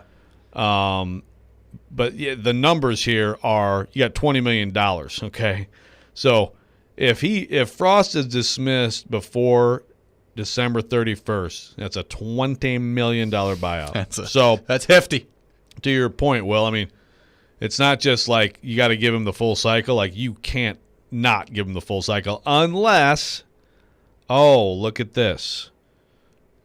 You could get out. Like, I still would be stunned if they went the Pruitt route with this. And look, these violations. Fire with cause. Right. This is Michael Lyons, the lawyer. And his point in this column is like, don't do this, Nebraska. Don't even think about it. Because if you do, I mean, you're doing a lot of damage. I mean, Tennessee is seeing that. Also, it hurts you with the next hire potentially. Like, people are like, why am I going to that place when they do? But you're seeing it more and more. I mean, Kansas did this with David Beatty to save $3 million, yep. and they paid him $2.55 million yes. after all this crap. Yes. Because of using some analysts. Like, that was totally trumped up garbage. Pruitt is not. I mean, the thing about the Tennessee thing versus this is that, I mean, there's stuff in the Tennessee. Yeah. Like, they were incredibly sloppy, and there is some stuff, okay, that's going to come out, and I don't know how much will come out, but, like, that's not nothing. There's a lot of level one. This is not rise to that level, but it is. You have to have the comparison because, well, $20 million buyout. What if Scott Frost goes 3-9 this year, and it's like it's clearly not working out? Man, those would be some sweet savings and to get out of that and move on. It doesn't look like they're going to go that way, but it also brings up, like, Tennessee and Nebraska in general, just the comparison. See, Will, here, you tell me if you agree with me, Will. First of all, Nebraska fans, by far the most friendly people in the history of all sports on game day. Like, the opposing fans are like, hey, welcome to town. You guys are so awesome. I hope you have a wonderful time. And then they cheer for the other team like, hey, you guys have a great game out there today, okay? We're really rooting for you, except just don't beat our team. Am I right? It's amazing. That's one thing. So I started going to Nebraska games when I was around 10 years old, and I remember my dad saying good luck to opposing teams' fans and being super friendly to them. And I'm a kid. I'm like, Dad, that's our opponent. What are you doing? But That's yeah, not what we're supposed to And do. it used to be awesome for them because then they'd win like 55-10 over that team. You're like, And they "Oh, just wave nicely on the way out. All right, hope you Yeah. enjoyed your trip to Lincoln. Thanks for we coming. beat you by 45. We'll see you later. that's what one of the best quotes ever of all time is Tom Osborne beating Nick Saban's Michigan State team around 55-14. And I was there. And saying, hey, you're not as bad as you think you are after the game. That game was 10-7 at the half. That was Nick Saban's debut at Michigan. It was 10-7. And I thought it was 50-10, but whatever. They beat them 2 years in a row by that, but it was just like, oh my gosh. Their threes are out there just, that was an unbelievable. But so you tell me if you agree on Nebraska's plight.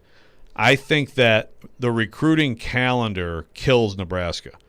And so that's a different thing with Tennessee. Tennessee still has access to – they just have to have better coaching and recruiting, all that stuff. But I think Nebraska, because it's gotten younger and unofficial visits are all of what recruiting is now. Back then, it was still like seniors, take your official visit and then see if you like the school and then we'll offer. I mean, now it's like who can just drive out to Lincoln and do like some event? I mean, I think I don't know how you get around that. Well, and you say that, and we've also had, it's also you're trying to recruit guys from the South, right? There's a ton of athletes in the South. Not a lot of guys are thinking about going up to play in Lincoln, Nebraska, in the cornfields. Yep. We had a few top Texas. couple hundred recruits from Miami come up and transfer out some of them before this season even started because, that's just such a culture change, it doesn't match up sometimes. Yeah, they need to go to Lead Belly and get the raspberry beret burger with peanut butter and candied bacon. That's right. Intern Will, thank you. Sorry, Will. Sorry about the. So if he's terrible, would you like to see Nebraska? You're like, maybe.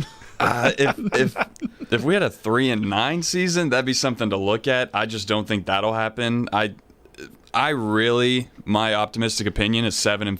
Okay. And if that happened, I'd be ecstatic. If we went 5-7, I would still even give them another year, though. Just because my point is, who are you going to find right now that's better to come to it, that wants to walk into a position like that?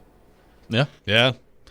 It's a fair question. It's a tough job, but yeah, this whole thing is. I don't think they're going to do it, but it comes up now. Yeah. And it's going to happen more too, where you have a coach who's losing, and then there's. It happened. Kevin Stallings at Pittsburgh, Yeah. and a little bit different. There was something there, but it was getting out of money. Let's go back to the text line driven by WilsonCountyHunting.com. Xavier texting in. Intern Will sounds like a younger Ryan Porth. Wow. How about that? Younger Porth for intern Will. A younger Porth and He one said who he'll take it. He'll take it. a younger Porth who actually gets his keys in his hands when he leaves his car. I can tell you that intern Will did not lock his keys out of his own truck today. So Congrats. Way to go, Will. Young Porth. When we come back, it's time for Call Your Shot Friday here on Robby and Rexrode. We need your bold predictions. Some of you have already texted them in, which is great. We need more of you to text in as well. The Titans preseason in action against Tampa Bay this weekend. All things going around the NFL, college football right around the corner as well. Everything is on the table on our text line, driven by WilsonCountyHyundai.com, 615-737-1025. We'll do that coming up next. You're listening to Robby and Rexrode here on ESPN 1025 The Game.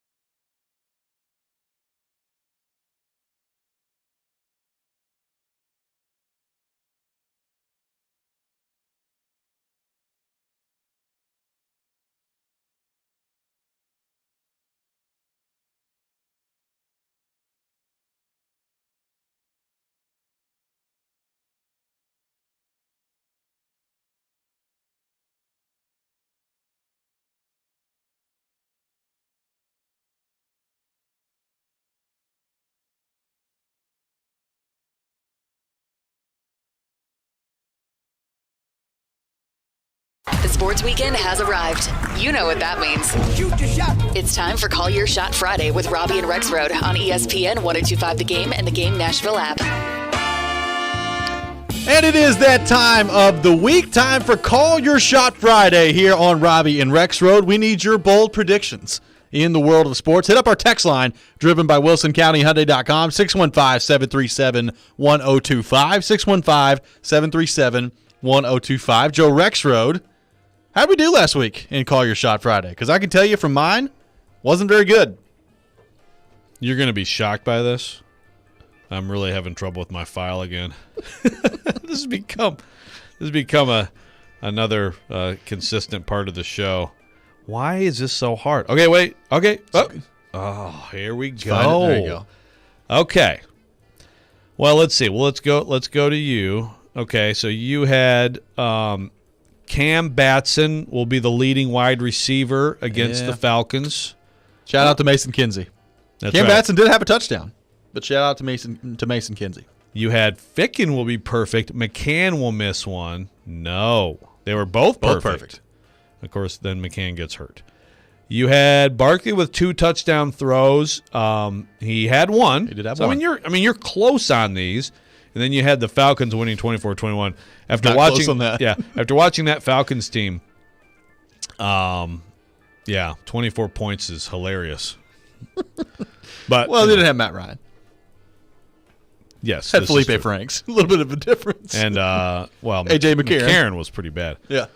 Okay, Ryan Porth had Marcus Johnson will get a touchdown. He did not. The Titans kickers will be perfect. Ding, ding, ding. He's correct.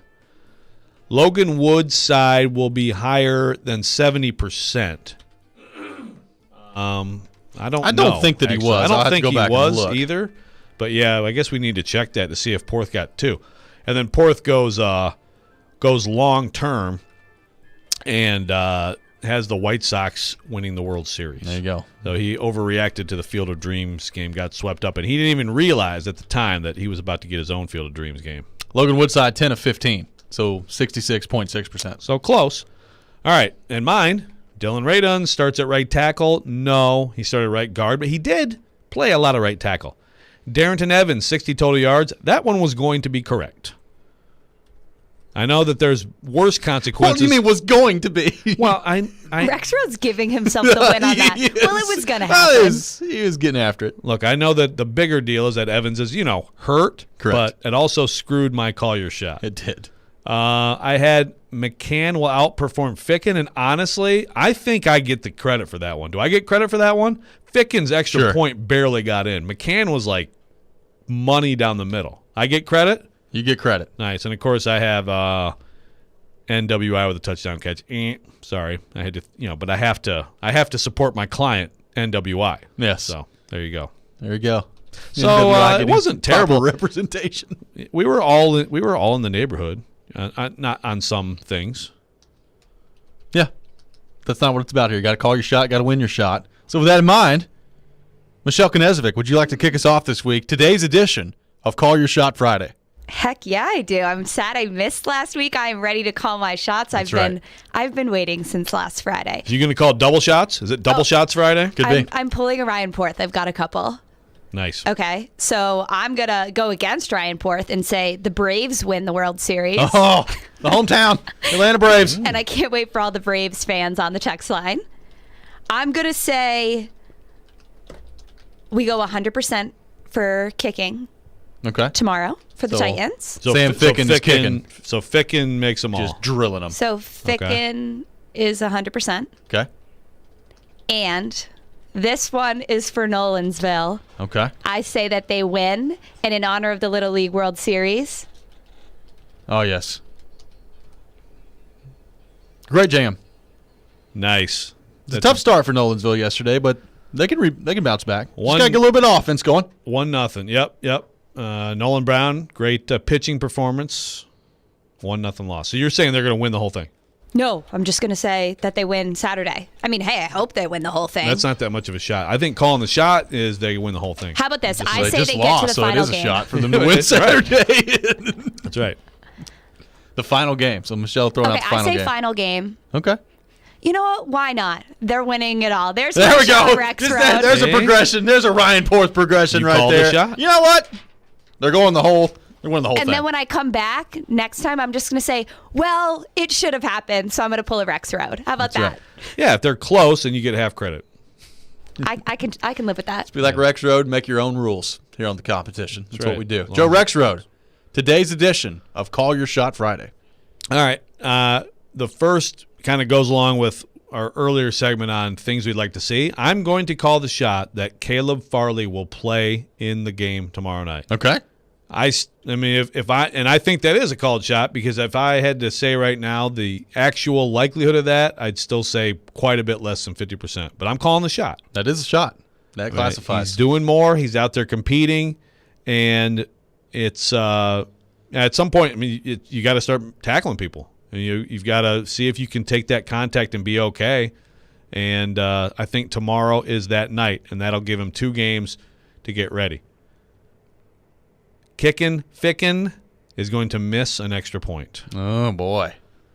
I don't know what it is with Ficken and extra points, but he's had kind of an issue. He almost missed one last week. Maybe it's just like mentally, like knowing it's only a point. There's just a little less urgency there. It's not all that worried about it. I don't know what it is. Call Sam Ficken when you need 3 points, not 1. Yeah, exactly. Yeah, maybe you could have you could keep them both, and then you could just have a situational kicking. Yeah. He's gonna miss an extra point. Racy McMath will catch a touchdown pass from Matt Barkley. Oh, I like that. Racy McMath with a touchdown pass from Matt Barkley. Racy McMath from Matt Barkley. All right. And that's what I got. Very we nicely need them done. to be bolder, Joe. Those aren't bold enough? No. But they're specific. They are specific. So, I mean, I can't sit here and tell you, the Titans are going to win the Super Bowl. I mean, I guess at some point someone will probably call that shot. But we're not that far away. A couple of weeks away from our season predictions here on the show.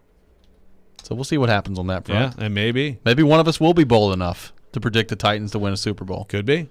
Maybe not. Maybe not. We'll see what happens on that front. Mine for this week, Dez Fitzpatrick finishes with 2 receptions in the game. 2 receptions for Dez Fitzpatrick, which I think classifies as a called shot after what's going on with Dez Fitzpatrick. That's a shot. That would be a step. That would be a That's step. a shot. 2 receptions for Dez Fitzpatrick. Sam Ficken nails a 52-yard field goal in this game. 52 I like that one. yards for Sam Ficken in this game. So very specific, 52 yards. Yeah, okay. If it's 51, doesn't count. Doesn't Sorry. count.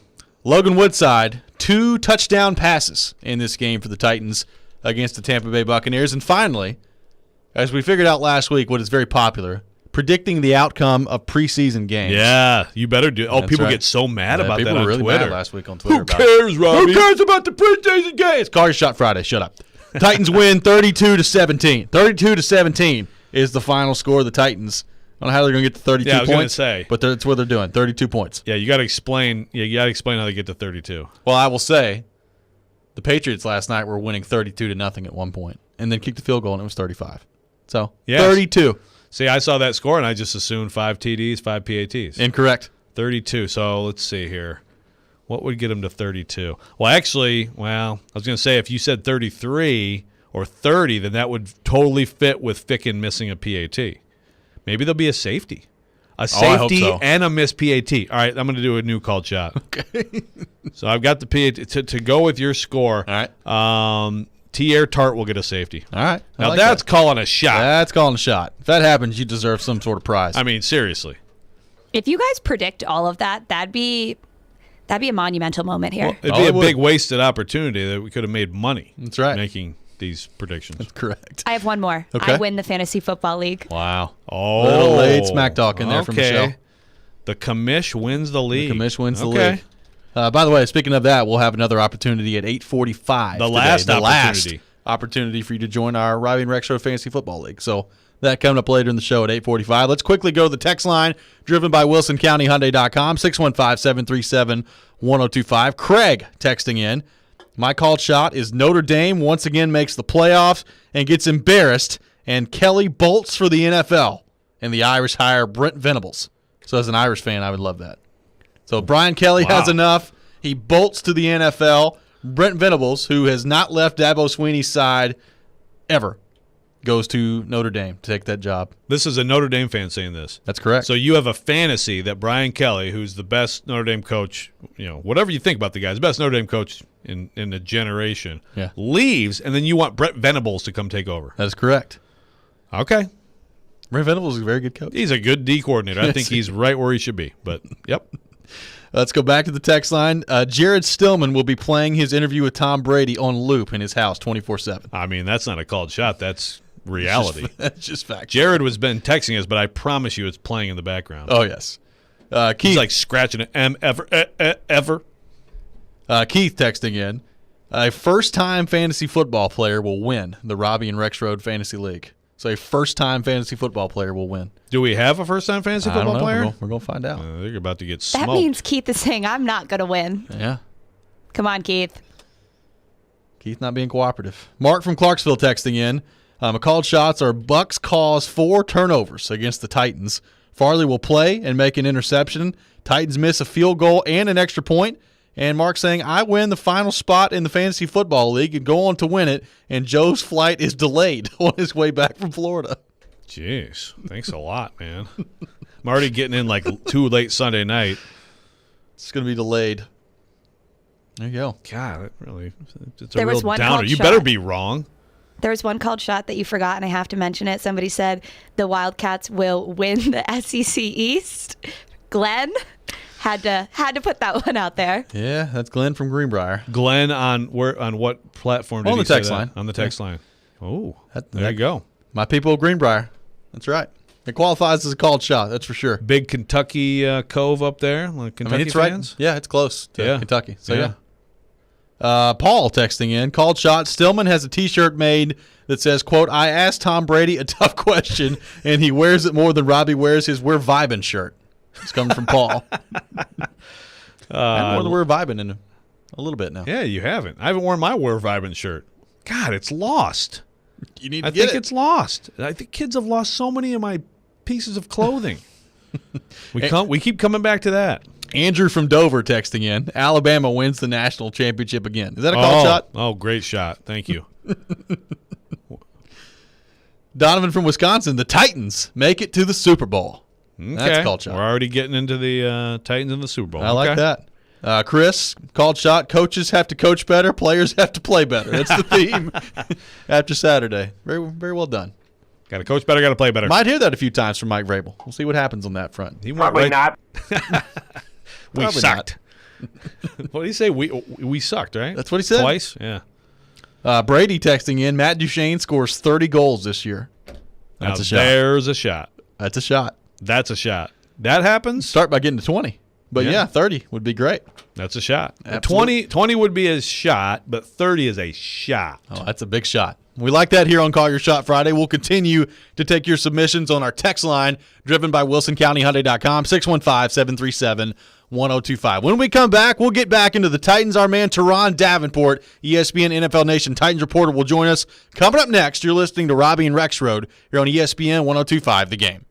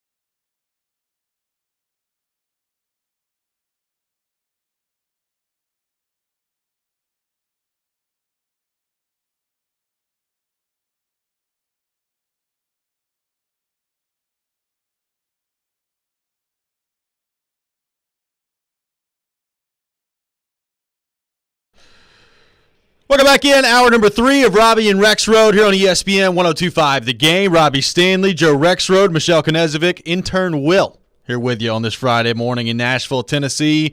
Talking Titans, and to help us do that, we go to our 102.5 The Game phone line, driven by WilsonCountyHyundai.com, and welcome in our good friend Teron Davenport. Our training camp reports presented by Farm Bureau Health Plans, Frontier Basement Systems, the All Things Basement Company, the Trenches Shop Gallery and Boutique, and the Cut Truck Mobile, Nashville's newest barbershop on wheels. You have control of the time and place. Book your appointment at thecutTruckMobile.org. And our good friend Teron Davenport, presented by Freedom Tire Guys, Nashville's premier mobile tire company, online at freedomtireguys.com. TD, what's going on, brother? How's that Florida sunshine treating you down there?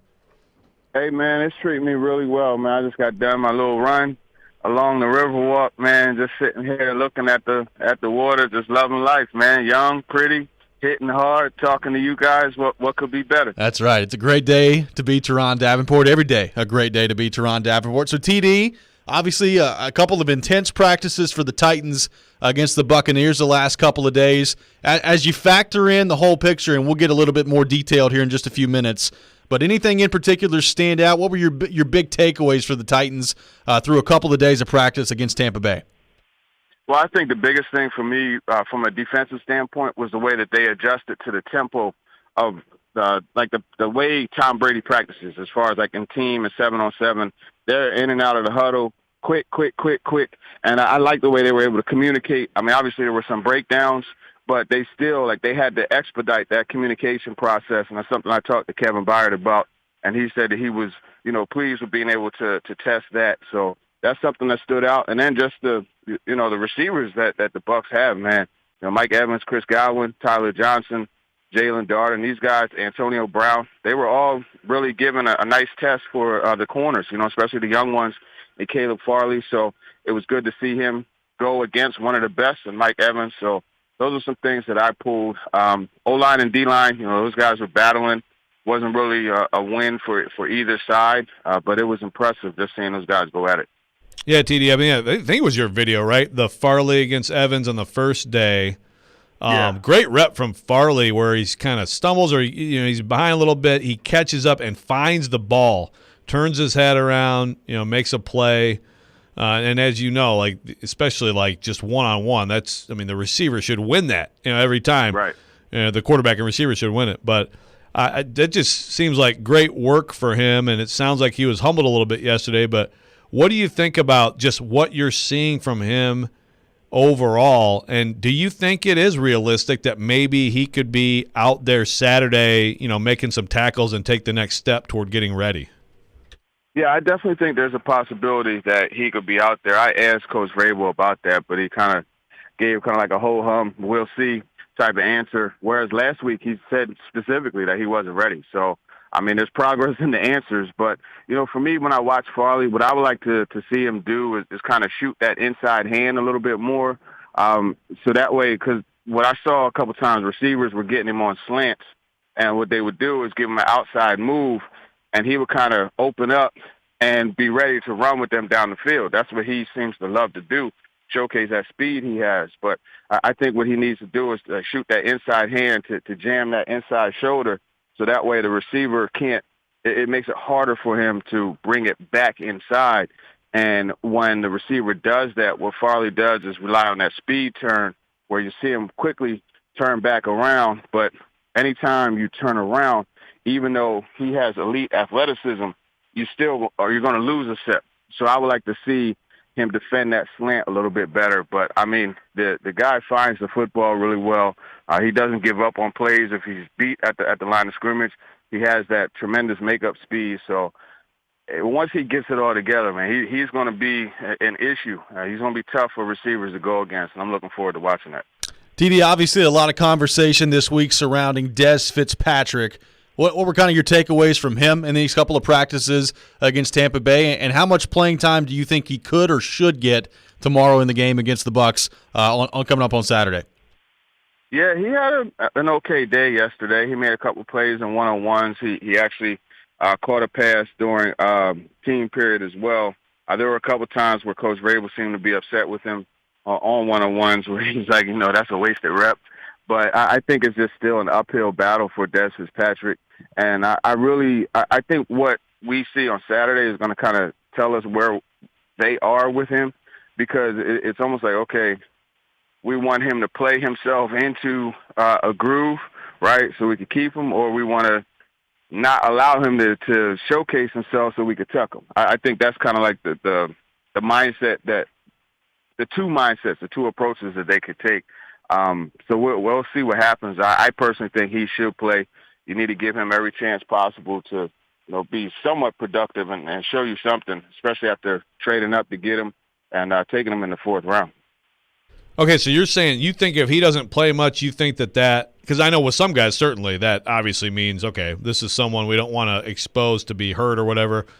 Because I could see, like, if he doesn't play much, it almost even being the other way, like they're just down on him. I mean, although I would be surprised if that was the case, just because, like you said, I mean, they traded up to get him. He's 4th-round pick. They really need him to get moving, right? Like, I'd be stunned if he doesn't play a lot Saturday. Yeah, I mean, I would be surprised if he doesn't play a lot. I was just saying if they chose to go that route, in my opinion, it would be because they're trying to tuck him, and sneak him onto the practice squad. But I don't see I gotcha. He makes it to the practice squad just because, I mean, the guy was a 4th-round pick, and there were other teams that seemed to have wanted him. So I don't think there's any way that they could sneak him onto there. But, I mean, crazier things have happened. I just, at the end of the day, it's just something has to start clicking for him. I think they need to allow him to focus in on one position rather than working at multiple ones, because it just seems like he's had trouble getting lined up at times, in the right spot, and he's just not playing fast. And I think when you aren't processing everything well and you're thinking too much, that's what happens. If Fitzpatrick and Racey McMath were both cut and exposed, who do you think would be more likely to be grabbed for someone else's active roster? I would say Fitzpatrick. I would say just because of the higher draft status, but then at the same time, there's a lot of height, weight, speed there with McMath. But I think Fitzpatrick would be the one that because he has he produced at Louisville. Yeah. You know what I mean? And he was at the Senior Bowl, and McMath was there too. But I mean, he was more notable at the Senior Bowl. So I think for sure it would be Fitzpatrick. ESPN NFL Nation Titans reporter Teron Davenport on the line with us, driven by WilsonCountyHyundai.com. So, TD, with that in mind, a couple of practices under the belt for the Titans. Now the game comes. What are a couple of things you're looking for tomorrow night for the Titans in terms of maybe some position battles, or just what's going to catch your eye tomorrow for the Titans as they take on the Bucs in the actual game? I want to see who plays in the secondary. If they play the rookies, I want to see how they go against, some of the Bucs reserve receivers. I mean, you got some good ones there in Tyler Johnson, Jalen Darden. So there'll be good opportunities for them to make some plays and do some things. So I'm going to be looking at that. I want to see Chester Rogers in the return game, see how that progresses. If he could pop another, nice return. That's really about it, man. Just the reserve corners and the return game. But I mean, there's a lot to watch, obviously. But for me, those would be the focal points. What do you think? How do you think it's shaping out at safety, TD? Obviously, there's been so much movement at that position. Dane Cruikshank continues to just, have injuries. Matthias Farley, I think, has helped himself. But, how do you see that shaping up behind Byard and Hooker? Yeah, well, Farley, he was out. Matthias Farley, he was out these last couple of days. So that definitely, kind of put a freeze to his momentum. I think you're going to see Elijah Molden get some snaps at safety, to be honest with you. And it's funny because I say, hey, give Fitzpatrick less, but now I'm saying give Molden more. But I think it's just like a difference as far as the player, the prospect's concerned. So you can see that. It's a shame Teddy Thompson got hurt, so that kind of messed stuff up. But they have a whole bunch of guys that just rotating in there, man. And I don't know how that thing's going to fall out.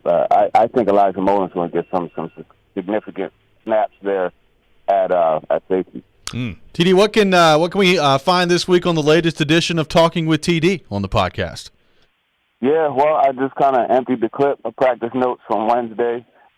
We did that, and then Chris Sanders and I run TMC. We actually got into Dez Fitzpatrick a little bit, just talked some of the things that needs to happen and what could possibly be going on with them.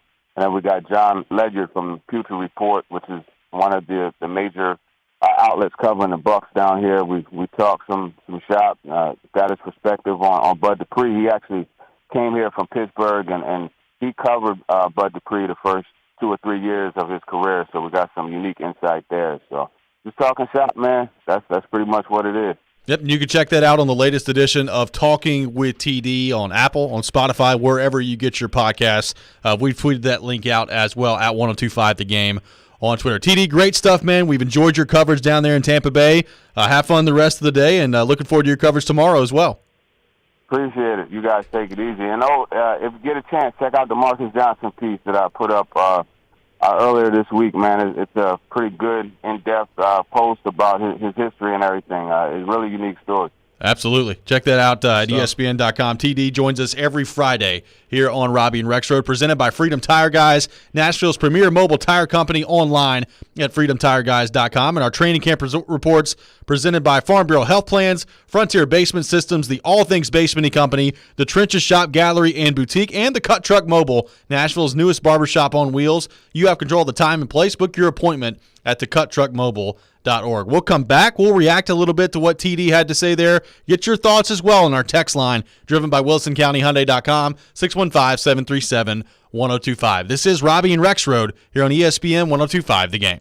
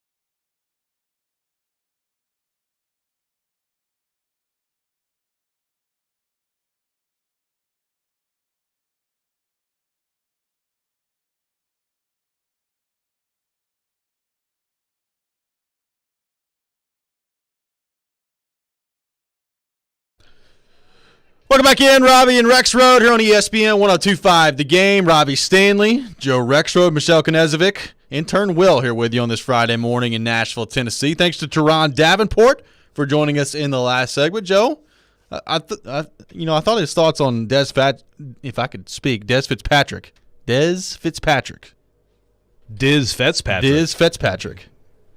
Words are hard. Yes, they are. Thought his thoughts on Dez were pretty interesting in terms of what the playing time could mean. I think they should play him. I think they should give him an extended look tomorrow. But if they don't, and he doesn't play much, maybe doesn't play at all, depending on what happens in the game, what does that tell you about where the Titans sit on Dez Fitzpatrick right now? Well, that's the thing. I didn't get what he was saying, but then I see. So in other words, you know what? He's definitely not going to be on this active roster. But we picked him in the 4th round, and we'd like to develop him and work with him, and we still think at some point, he could be a player for us. So let's hope everybody forgets that he exists. Yeah, yeah, I know. I'd love to know Try to sneak him on the practice squad. Yeah, like how often has that happened? I have no doubt it's happened. I can't think of like a great example. If anybody out there has one, let me know. But I get it. But I think also, as TD said, it's not like people don't know who he is, where he went. He was at the Senior Bowl. He played and produced a lot at Louisville. So you certainly would be at risk there of someone else grabbing him. Just some teams, it's amazing to say this about the Titans relative to other teams. Some teams don't have all the good receivers that the Titans have. But that's where they are right now. Yeah. So I guess I would be surprised if Mike Vrabel doesn't say, okay, work through this. Just one way or the other, work through this. Either try to earn a spot on this team or show that you shouldn't be on the team. And I guess if he gets a lot of the game and doesn't show anything, you could flip it around and say, well, other teams are looking at that and saying, I don't know about that guy. Well, what if Vrabel's already seen enough? Like, I think, we were talking about Johnson and Rodgers. I think you've probably already seen enough from those two guys where they're on the team. What if you're Vrabel, you've already seen enough from Fitzpatrick that you're like, all right, he's not going to be able to help us this year? Oh, I think you're there. Yeah. Yeah. And look, realistically for an NFL team, you hope you feel good about your 5th receiver. And you may still not see that guy if things go well for you because your primary, 3-4 are healthy and playing. But I don't think there's any question that in terms of performance or potential to help this team, he's behind certainly 6 guys, if not 8 guys right now. Yeah. So anything can happen. Dylan Radun's a great example, great recent example of a rookie in camp starting to figure things out. But at this point, it's not just because of Fitzpatrick's struggles. It's, again, because of those guys. Every single day, Marcus Johnson and Chester Rogers get it done. Look like pros who run routes really well, catch the ball, have speed. Westbrook-Ikhine has been good. He's been good most days, and I think especially he was quiet early in camp, but he's really come on. And then we know who's at the top of the depth chart. So I think he knows it's really more of a John Robinson conundrum, really. Yeah. Go back to the text line. Dennis texting in. Back in the day, they tried to sneak LeGarrette Blount on the practice squad. That did not work. Right. That is true. That's it. There you go. There's a good example. Yep. Yeah. And it did not work. Well, that's the thing. He also played very well in the preseason. So that's kind of a different story. Like if Dez Fitzpatrick goes out and plays didn't have well room for him. Right. If he goes out and plays well, then that's going to hurt your chances to try to sneak him through the practice squad. But also, right now, that seems like a far cry at this point. So maybe like in this situation, Robinson might be like, let's just hope they don't take him from us. Yeah. But if you're Vrabel, if you're Rob Moore, if you're Todd Downing, you're like, I want to see this kid take steps, make strides, go out and work through it. We invested something in him, and this is the time to show it. It happens sometimes in preseason games. Young guys, figure it out, catch fire, and confidence is this is what Todd Downing said at the beginning of camp. People were talking about Ferkser and all, tight end one, and whatever Byard said, he might. What did Byard say? He might be better than Delaney, or might be right up there with like Delaney Walker, Johnny Smith, right? Top tier tight end. But the what Downing's quote was is confidence is a powerful thing, and it's so true. And he's got that air about him now that he expects to make plays, and it's just it's constantly underrated, even though it's talked about a lot, because it's more important than most people realize. Let's go back to the text line driven by WilsonCountyHyundai.com. Logan texting in. Stephon Diggs was a 5th-round pick, right? Doesn't mean that Fitzpatrick is done. Stephon Diggs was a 5th-round pick. Now, Stephon Diggs also had 84 targets and 52 catches his first year in the league. Yeah, and I can't imagine it. Like his first camp, it was like, oh, man, what a pick. Yeah, how'd he get to the 5th round? Yeah. That's not what's happening with Dez Fitzpatrick right now.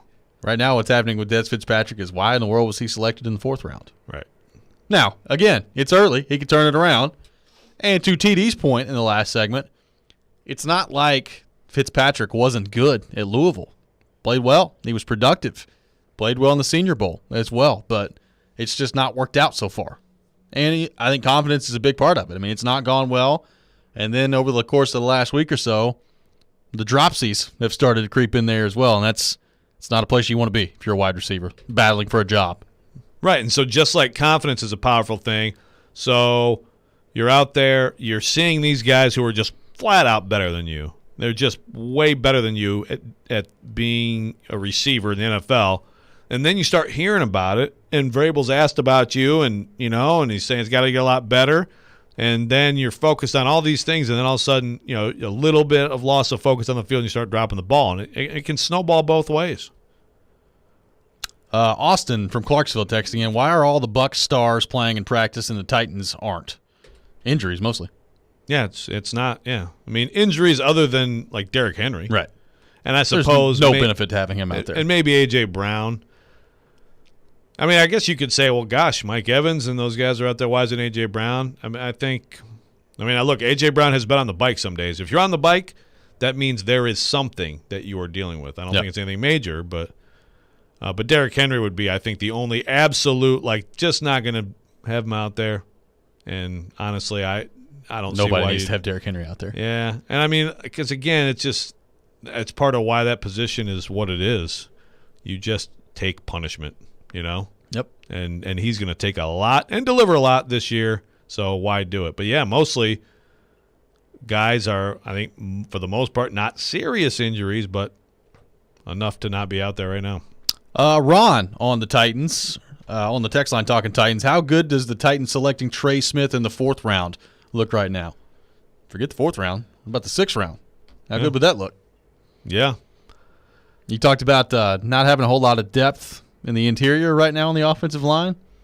I know a guy that could help. It wouldn't solve their center issue right now. It would not. But, yeah, they'd feel better about their depth there. And, again, Saffold down the road. That'd be a pretty good tandem. Trey Smith and Nate Davis. It's not bad. Meanwhile, he's going to start in Kansas City for the next 10 years. That'll be fun. Yep. Chris texting in, when is the next roster cut? When is the next roster cut for the Titans? That is a good question. That is a good question. I can figure this out. It's so different now because they don't have these big cut downs. It's like 5 guys and then 5 more. It used to be like bigger before you get to 53. But I can tell you this very soon as you hear me typing on my computer. Yes. Okay, so you had the 24th will be the next one. So that will be Tuesday. Yep. So Tuesday will be another cut down. And then I think final cuts are the week after that. Maybe the 31st. Yeah, August 31st is the 53 deadline. Yep. So there's still going to be a lot of guys on the roster, for the last preseason game next Saturday. And then that'll be, I guess that'll be 3 days after that, you'll get to 53. And then you'll have that at 53. It'll be interesting because you'll have like a week and a half to practice. Yeah, long time to practice with that 53. And by then, you would hope that some Julio Jones would be out there, little Ben Jones. Maybe the Titans have their offense on the field by that point. The Joneses, the Davises, Nate. Yeah. I think he's the only Davis. I think he's, formerly Corey Davis. But that top 100 player has moved on to. That's right. To be a top 100 player somewhere else. We'll come back. We will continue to take your thoughts on the Titans on our text line, driven by WilsonCountyHyundai.com, 615-737-1025. You're listening to Robby and Rexrode here on ESPN 1025 The Game.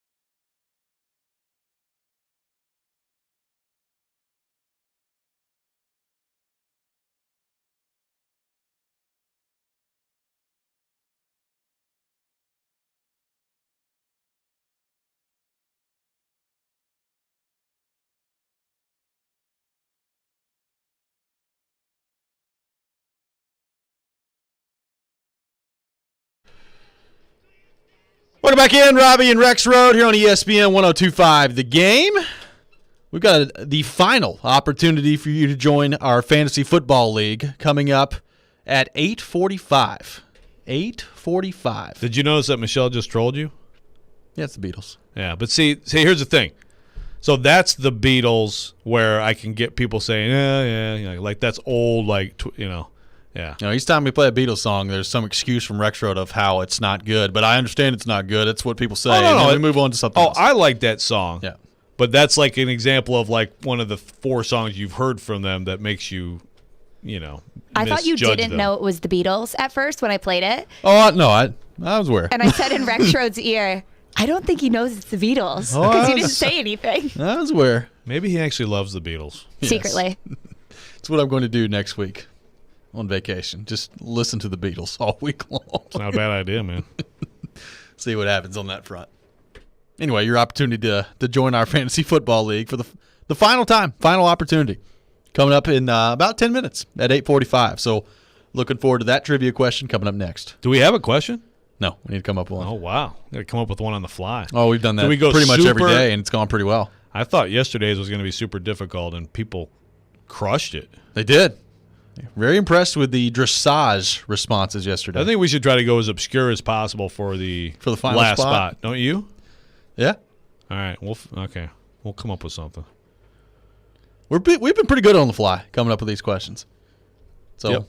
got that coming up again at 8:45. We don't want to Gus and Quinn all over it. Yes, we don't. Let's go back to the text line driven by WilsonCountyHyundai.com. Chris texting in, what's the over-under on how many games Julio Jones plays this year for the Titans? Talked a lot about Julio Jones. He's not been on the field since I think like August the 1st or 2nd, somewhere in that neighborhood.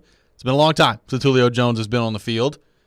What's the over-under that you'd like to set on Julio Jones and the games he'll play for the Titans this year? Keeping in mind, Joe, 17 games this year for the Titans. Well, how many seasons in Atlanta did he play the whole year but then barely practiced? Quite a few. Yeah. So I would set the over-under pretty high. I mean, I wouldn't look at this and say, oh, man, he's going to miss 8 games this year. He's not seriously hurt right now. I mean, I'll tell you that just from watching him walk around the place. So 14.5. That's your over-under? Over-under. 14.5. I think that's a pretty good one. I mean, he's played, let's go through each year of his career, the number of games played. 13, 16, 5, 15, 16, 14, 16, 16, 15, 9. I mean, he's typically made it 15 games He had or the more. 1 year early. Yeah. And then obviously last year he had the hammy. When, by all accounts from Atlanta, he probably played in a couple he shouldn't have. Trying to come back maybe a little early from that. That's so difficult with hamstrings because it's like, yeah, everything's fine. It's been fine for 2 weeks, and then immediately you strain it like right when you get out there. I think 14.5 is a pretty good one. I think that's about right. A couple games, 3 games.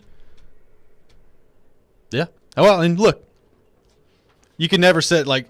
You never know. You never know what's going to happen. Like, you're not going to sit Derrick Henry's over at 16.5 just because he's not had any injury concerns in his career. Then put 15.5 somewhere around there for Derrick Henry. Right. I mean, all it takes is one hit, buddy, in this league. Exactly. I mean, based on history, it'd be super high. Yeah. And Julio Jones is, he's 32. Same thing. Right, but that's the problem. Last year, but I would not read into now as a reason to lower it. Yeah.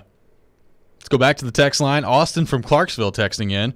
What does Joe think about Jared's take on his article about Pruitt? Yeah, we've already... Yeah, the Bobo article. Yes. Yeah. I mean, I think that. By the way, Jared Stillman joining us at 9:00 today on the show. Yeah, so we can bat that around too. I mean, I think I understand the idea of last coach stunk, this coach is great, but again, these are high school coaches. They were just talking about their experiences. I mean, everybody rips Butch. We had a coach who said Butch was fantastic, right? I mean, everybody rips James Franklin. Well, I don't know if everybody rips James Franklin, but a lot of people rip James Franklin. According to these high school coaches, he's the greatest thing since sliced bread, and they still think about the guy a decade later. So the coach at Penn State. Yeah, whatever that guy's name was, I love that guy.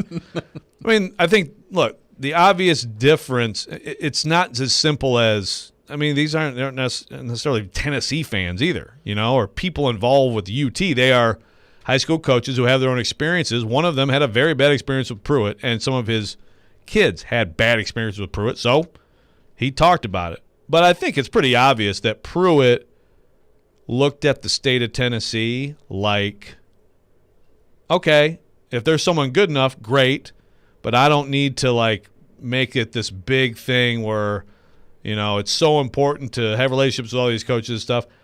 Personally, I think it is important. I just think it's building goodwill, and you just never know who may have all of a sudden this player who you never know when the University School of Jackson is going to have the number one player in the country. It's a very similar approach that Derek Dooley took. Very similar. Which is not the company you want to be in terms of recruiting at Tennessee. Now there's a huge difference between those two guys in overall recruiting effectiveness. Correct. Huge difference. But so this wasn't just like, oh, bad, new coach great, bad, last coach bad. I mean, Heupel is doing the goodwill stuff. There's no doubt about it. If everybody keeps mentioning Alex Golesh, that means something. What does it mean with winning? Or not necessarily a darn thing. Because the thing is, you can have the best relationships in Tennessee, and you can start flipping it around and get more great players out of Tennessee, and it's still not going to be enough. So, yeah, Jared, again, like simplified something way down and dumbed it down and was wrong. But it's usual. It's typical. Ron on the text line, how many yards do you guys think Derrick Henry will rush for week 1 and receptions, if any? Is Ron trying to do some like pre-draft fantasy work here? Trying to get us to predict, yards and carries and receptions for Derrick Henry? I think he is, a little pre-intel. Like, where is Derrick Henry going to be going this year in fantasy drafts?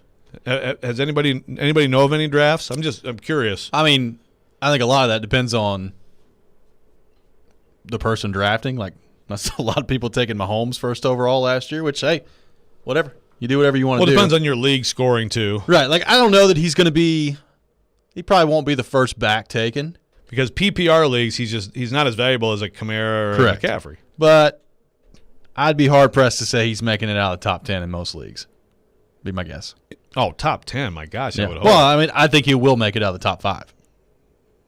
But I don't know that he's going to make it out of the top 10. 6-7 range, maybe? Right, because you got to keep, receivers are in there too. I mean, like, it's possible Devontae Adams could catch 130 balls this year. He's probably going to go pretty high. Yeah. He's going to be the number one receiver, won't he? Oh, yeah. Brennan, in his little kid league, apparently Saquon Barkley went number 1. I just didn't ask him where Henry went. I probably wouldn't do that. That's wild, right? Yeah. No, I mean, I think he's a tremendous talent. Sure. But then again, I mean, if you're going to draft me, McCaffrey got hurt last year too.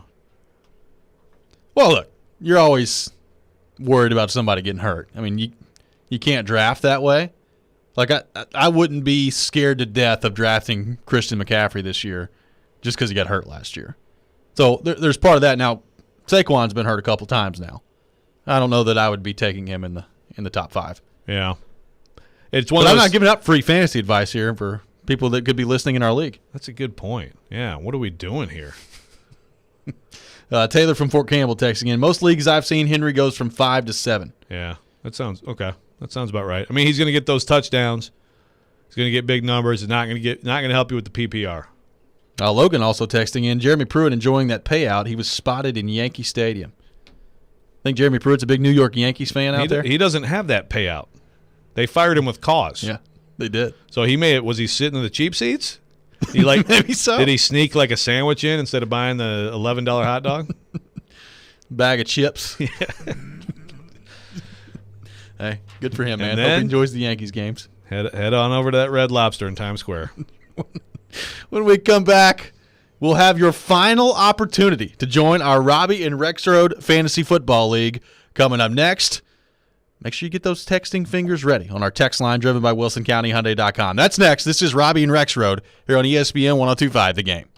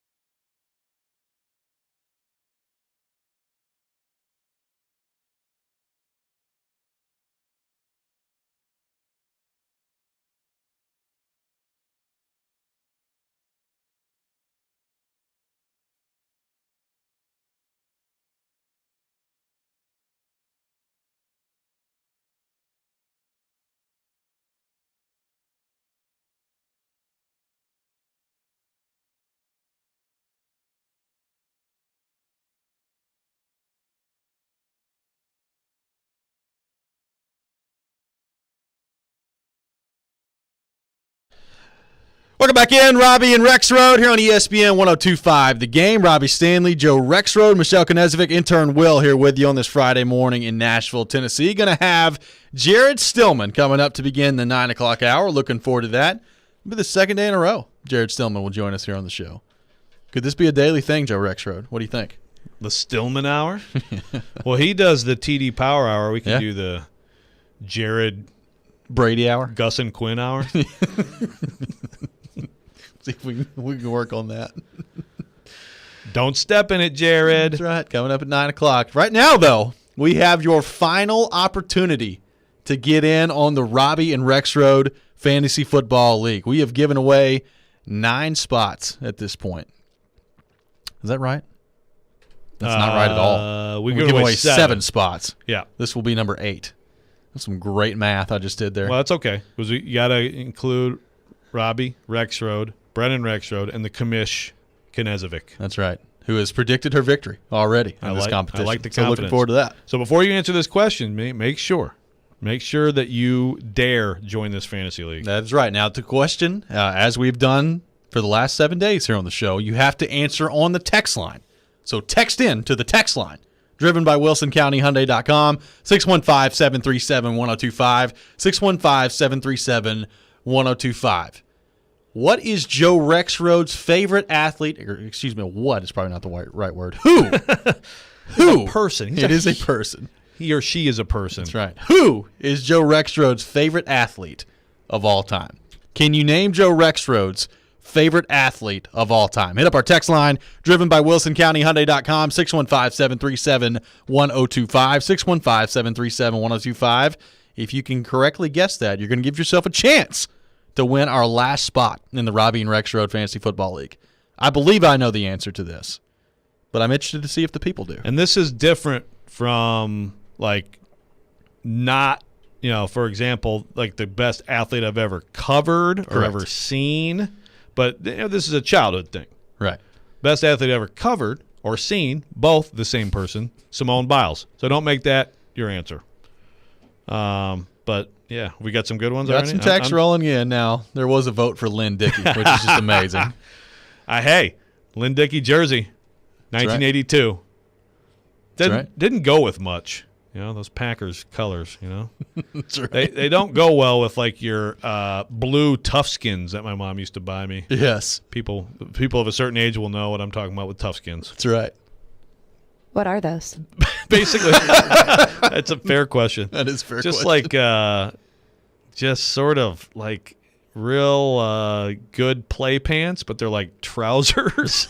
I mean, they were sort of like jeans, but they were just like really, I guess they're just really good at. Cargo-y?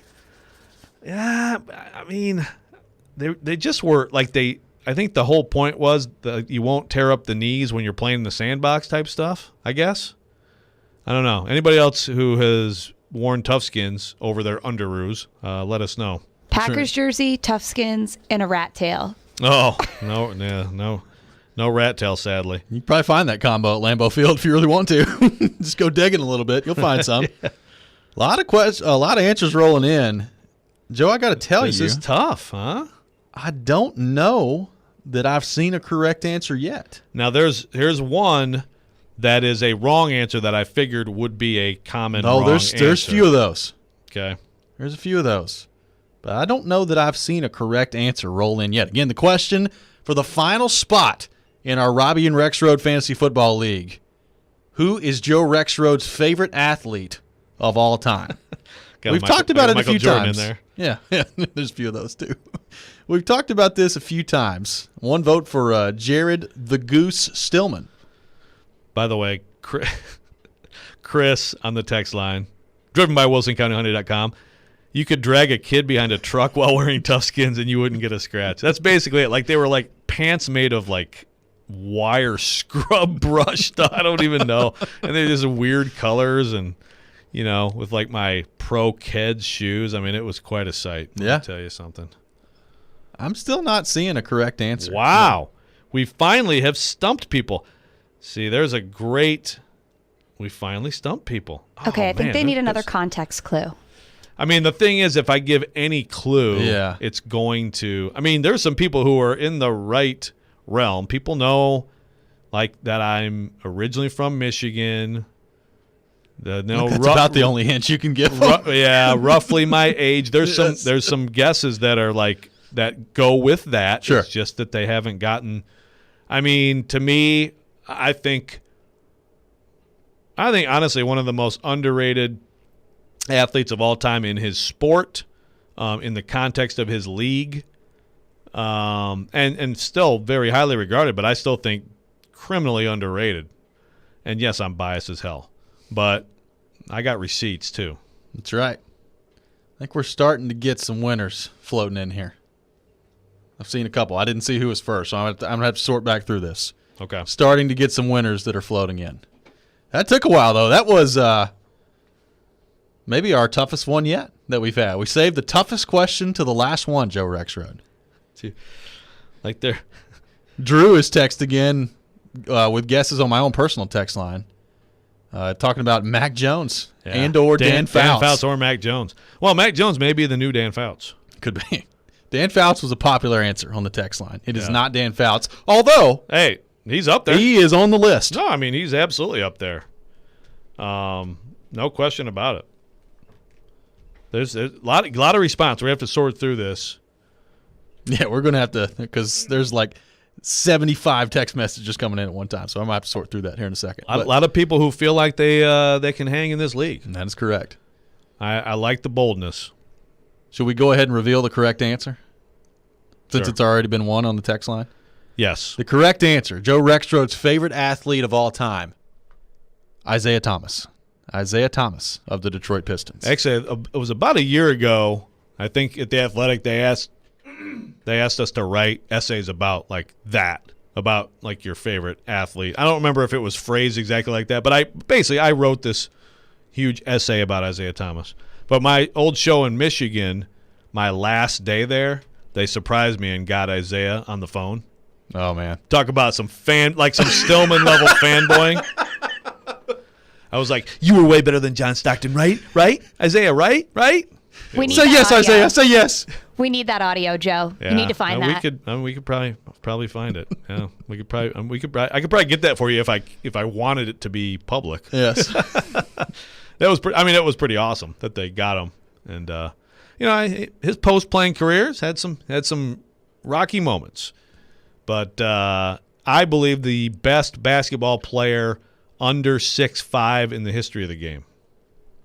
Wow, under 6'5".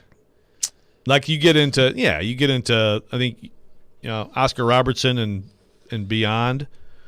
I'm very disrespectful to Dwayne Wade. Yeah, Dwayne Wade's a great player. He's not Isaiah Thomas. You got two D Wade fans here, Robby and I. 3-time champion. Yeah. I get it. But I mean, again, Barkley's a 0-time champion. I'm with you. Robert Horry's a how many time champion? 7. I mean, Dwayne Wade is great. I would put him slightly behind Isaiah Thomas on the all-time great players list. I don't think that's I'm a crazy biased. take. Yeah, that's close. I mean, I think they're both top 20 what? 5? Top 20? Top 25. But when you start listing out, then you're like, oh, well, maybe they're not. Top 30? Yeah. But Isaiah just, most people who love sports have those moments as a kid, people who enthralled them. And, I saw the dude score 16 points in 94 seconds against the Knicks in a playoff game. And as clutch a player in terms of making ridiculous late-game shots as you'll find in the history of the league. Chris texting in, I just thought the comment that as a kid, Joe perceived Lynn Dickey as Paul Bunyan with a football, that he had to be his favorite athlete. Hey, let me tell you something. That Christmas morning when I opened up the Lynn Dickey jersey, I did not expect that. Shane texting in, bro, Isaiah Thomas was not better than Allen Iverson. You sit on a throne of lies. Oh, God. You're going to throw Iverson at me? Oh, Iverson scored more. Yeah. There are a lot of people that think Allen Iverson was better than Dwayne Wade. I'm not one of those people, but Allen Iverson's great. Was a tremendous talent player, no doubt. But no, he was not as good as Isaiah Thomas. Sorry, he scored more. He was a better shooter. He scored at a higher volume. But that's not what everything's about in this game. That is correct. Isaiah Thomas. Did you write an article about Isaiah Thomas being your favorite player one time? Yeah, I just said that. Oh, did you? I wasn't listening. I thought you were talking about your show. No, at the Athletic, I wrote last year. Yeah. Okay. I mean, Isaiah averaged like 23 and 14 assists one year. Okay, like in the mid. I mean, I know it was the 80s, but like that's still like it's outrageous. Sean texting in. There's no world where Wade. Agree. It's all Dwayne Wade close. had literally the greatest NBA Finals of all time. Go look it up. Go look at the numbers. Yeah. It's the greatest one in the history of the NBA Finals. I have nothing. But yeah, not close to the force Isaiah Thomas was. I have nothing. Whatever. I have nothing bad to say about Dwayne Wade, but I still love that text. Thank Yes, you. Makes me feel good inside. We will sift through all these text messages. We've got a few winners. We have to determine who was first. So we'll get to the bottom of that during the break. We'll let you know. And when we come back, we'll also be joined by Jared Stillman as well. Get his thoughts on the Titans. He's back in town today. Was down in Tampa Bay for the past couple of days of coverage for the Titans and the Bucks. We'll talk to Jared coming up next. You're listening to Robby and Rexrode live from the Wholesaling Studios, powered by RumbleOn.com here on ESPN 102.5 The Game.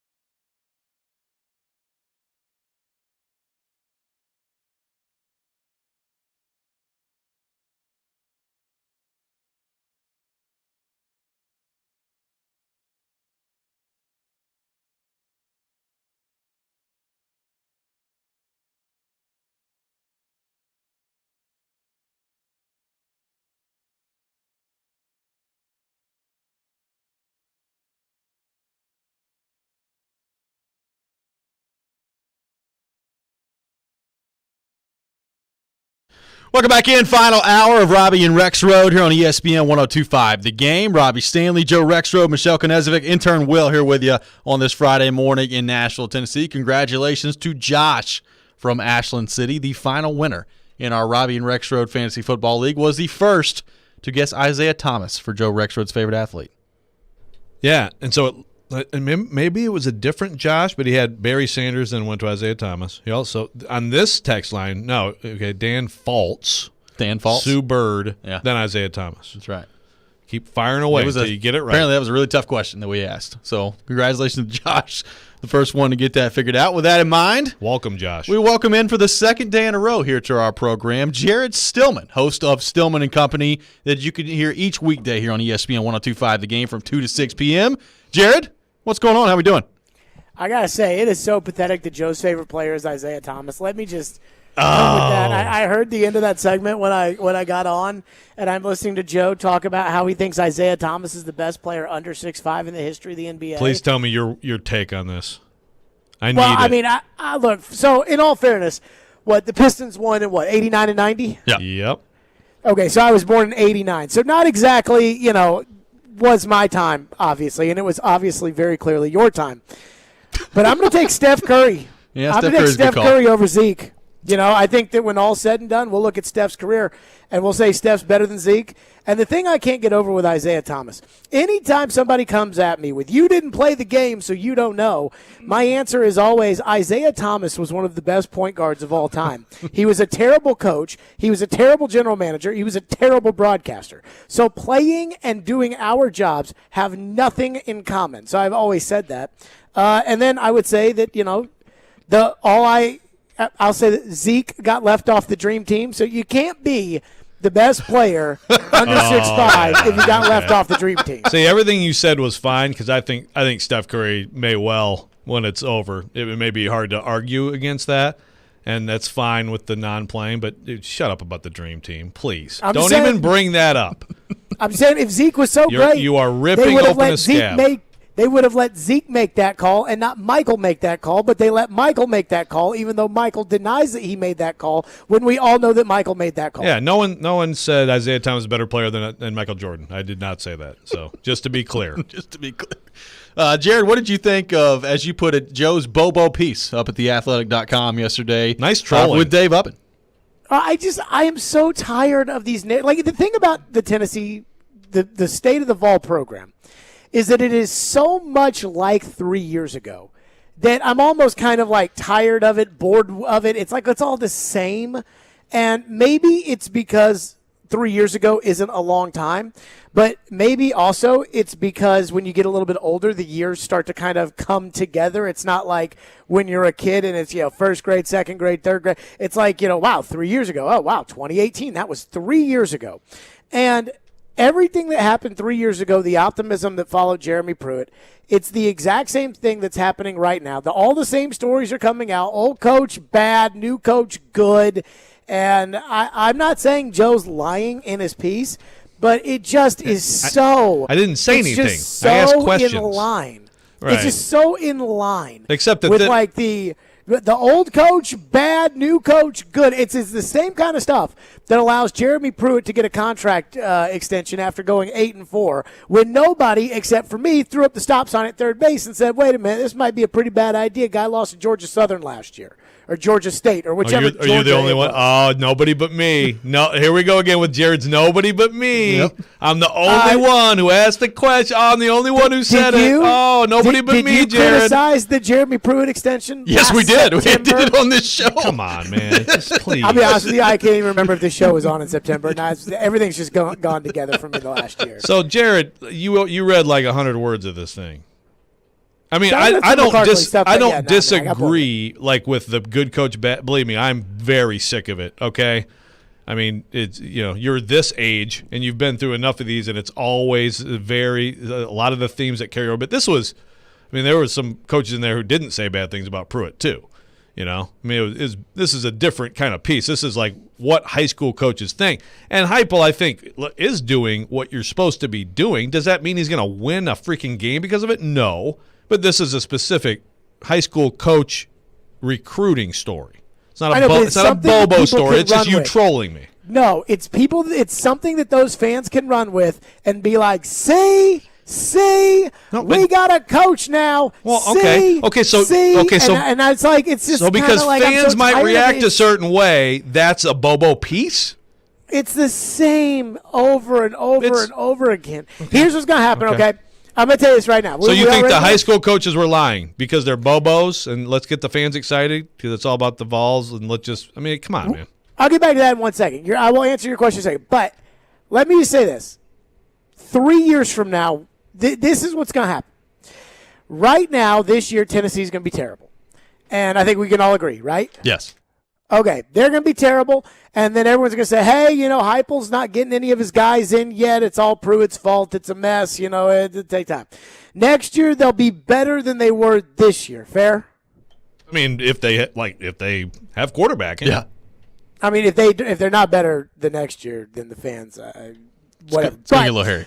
They'll be better than they were this year, and people say, see, yes, he's our guy. Now we should compete in the SEC. Then they'll get railroaded by a South Carolina, a Missouri, a Kentucky, a Vanderbilt, and the fans will turn all over on him again, and they'll fire him when I don't think 3 years is enough time to turn around that program anyways, and then they'll go out and get a new coach, and Joe will talk to the high school coaches, and the high school coaches will say, Josh Heupel, bad. No. New coach, good. No, see, this is what you just expose yourself for not reading it because you know what they said? Butch Jones was great. Oh, great. You didn't read the piece because it's honest opinions about how you recruited. Not if you're a good coach, not what your offense is, not who your quarterback is. How do you handle my school, me, and interpersonal relations? That's what it's about. Butch is Jones, not the villain anymore. Oh, okay, so you're saying that the coach who said that is changing his tune? So back then, 3 years ago, you said, oh, I hated Butch. No, it's the same exact freaking thing that happened because he actually talked to the guy and actually knows what he's talking about. Because it's like not a story about – what? It's like a midterm election. Whoever got voted in last is always the next thing that's important at the midterm election. Right. Nobody is going at the midterm election saying, well, Jimmy Carter when he was president. Nobody's doing that. So, Butch, the articles that were coming out back then when Pruitt first got hired was Butch, bad. No. Pruitt, right. good. Did you see this, though? I mean, I don't think anybody did this. If you did this exact thing 3 years ago, you would have had the same coach saying, actually, Butch came in on the second day, and he talked to me and sat down in my office, and here's specific information from my specific personal experience. It's not going to change, Jared. It's what happened, Jared. Would they have said Jeremy Pruitt was bad? Probably not. Hey, old coach, bad. Right. New coach, right. good. But, Jared, that's because it's in the early, would a coach have said, I haven't heard much? There was a coach in this thing who said, actually, I haven't heard as much from Vanderbilt. I've heard more from Tennessee. So would a coach have said, well, I'd like to hear more from maybe. But, I mean, you're talking, and that's the problem with the first couple months. I mean, all you can go on is the early indications. So, I mean, look, new coach, good, bad, old coach, bad, true, but that's not what this is. And we still haven't gotten to your impressions from the Titans practice, so let's just move on because you're clearly – but I'd like you to, next time you want us to talk about a Bobo story, read the frickin' thing. Jared Stillman. I read maybe the first two little coaching blocks, and then I got bored with it. Wonderful. And I was like, here you go. Here's a typical old coach bad, new coach good story. Thanks for your input. Jared Stillman from Stillman and Company on with us here on Robby and Rexrode. All right, so Jared, we talked to you yesterday. A pretty good day for the Titans on Wednesday. Not so much on Thursday. So as you kind of think about the two practices as a whole, as the Titans now look ahead to the game coming up tomorrow against Tampa Bay, what were your big takeaways from the 2 days for the Titans going up against Tampa Bay? I think my big takeaway was Wednesday's practice, good. Thursday's practice, bad. I mean, it was really bad. I mean, so if you look and I don't know if the Titans have posted the whole Vrabel interview or not, but the way it basically worked out yesterday was as soon as it was over, the Titans want to get their 3 press conferences done and then get on the buses and go home. But so they're allowed to walk through the fields. We have to walk around the fields. So I'm like sprinting to get to this press conference where Mike Keith is just standing there by himself. Everybody else is coming up behind me. And Vrabel had a nice little chuckle. And he's like, I could watch this all day. Ha, ha, ha, ha. And then after that, there was no more Mr. Nice Vrabel. Like, he went off to go talk to Brady and Brady's kid for a little bit. And then Simmons went and Saffold went. And they were all typical post-practice press conferences, whatever. Yeah, we're out here trying to get better every day. We're excited, whatever. And then Vrabel comes over. And Paul Kaharski makes a joke to Vrabel. And he doesn't even, look at him. Like, he just keeps walking. What was the joke? Was it like a bad joke? It was something about Brady and him, and I thought you were going to hug, or I don't know, something like that. I don't know. And so it wasn't anything interesting. It was just some, little side comment.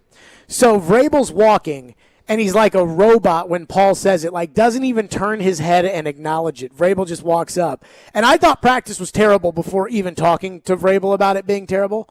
There have been some practices where I've been out there and been like, yeah, I mean, it's kind of sloppy. It's not great. It's not. And then Vrabel's like, it's awful. I'm like, okay, yeah, it must have been bad. This one, I was like, oh, my God, this was bad. And I didn't even watch the offensive side of practice. So all I saw was defense. And Vrabel was on the offensive field. And Vrabel comes up, and I asked the first question. I just go, Coach, how would you compare this practice to yesterday's? Knowing that yesterday's practice was good and this practice was bad. And Vrabel literally is like, I think it sucked. And I'm just like... Okay, why do you say that? He's like, well, I just don't think we got any first downs. I don't think we moved the ball. I don't think we blocked him. I don't think we did anything. And I didn't see what happened on the defensive field, but it sounds like that was the same. So, we'll have to go look at the tape. But, Vrabel was legitimately upset like they had lost a game on the road at Houston. Like, that was the vibe that I got from Vrabel yesterday at practice. And that's so to do what Joe did with his article, those are his words, not mine. And I would echo that thought. I mean, I was bothered by it because the fans, when I said the Titans got their rear end spanked on Twitter, a bunch of people said, well, it's only one practice. And yesterday the text line said it's only one practice. And I'm okay with that line of thinking that it's only one practice. But if you are going to hold your team to an elite standard, which when most people say the trade for Julio Jones, they're expecting Super Bowl, when you are going to hold your team to that kind of standard, then a bad practice is against the Buccaneers, one of the two biggest practices of the training camp. I mean, that is a cause for concern to me that the Titans had a great practice yesterday and turned around knowing that Tampa Bay wasn't happy with their practice because Arians wasn't happy, Brady wasn't happy. You're going to get a much better performance out of Tampa Bay, and the Titans didn't really rise to the occasion. And if you're an elite team in the NFL, you get everybody's best shot almost every week. And so that, I think, kind of bothered me. Roger Saffold said after practice yesterday that they were like 2 games the way he viewed them. Well, if they're 2 games, they won one, they won the other, you're 8-8, 9-8, 8-9, whatever you want to call it nowadays. And to me, that's not the standard in which we are applying to the Titans this year. That's not what they are. Yeah, I hear you. Also, I watched the Bucs last year lose 38-3 to the Saints on November 8th. And they won the Super Bowl.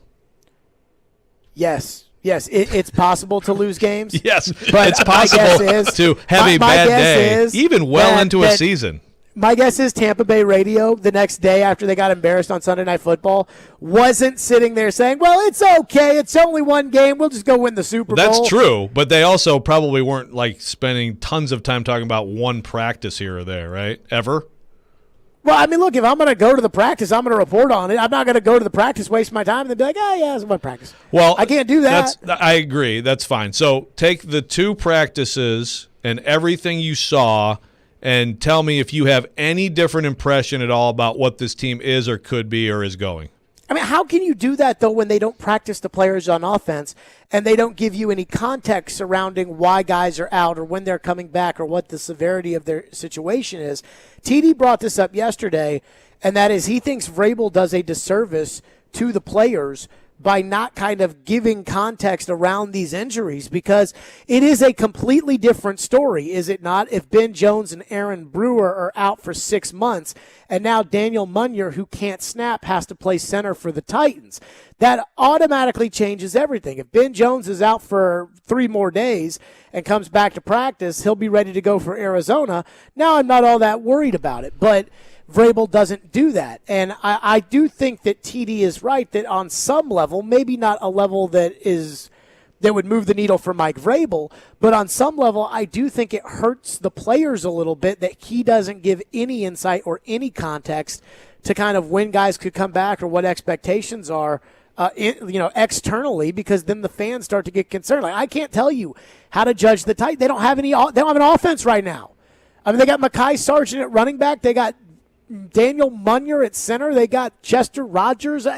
That's not an offense in the NFL. I'm watching the 2-minute drills, and Brady's lined up in the shotgun. He's got Giovanni Bernard next to him, and he's got Antonio Brown, Chris Godwin, and Mike Evans and Gronk. And then I watched Tannehill in the same 2-minute drive, and he's got Nick Westbrook-Akina. No offense, Joe. He's got Nick Westbrook-Akina, Chester Rogers, and Fred Brown.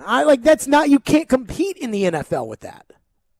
Jared Stillman. So basically there's no conclusions. No, I mean, I agree with everything you said, including about Vrabel. He thinks he's helping them, but I think if someone's not going on IR, then that's basically all you have to go on. Well, they're not on IR, so it can't be that long, but he's not going to change. One thing that TD and I kind of got into it about yesterday was the parallels between Clowney and Julio Jones are so out of this world. I mean, they are so parallel from one year to the next. And, again, they're different players. And the difference between Clowney and Julio, in my opinion, is Julio is a legitimate superstar, and Clowney never was. But, everybody views this guy as the savior. That this guy's going to come in, and he's going to, and it's the same with Julio.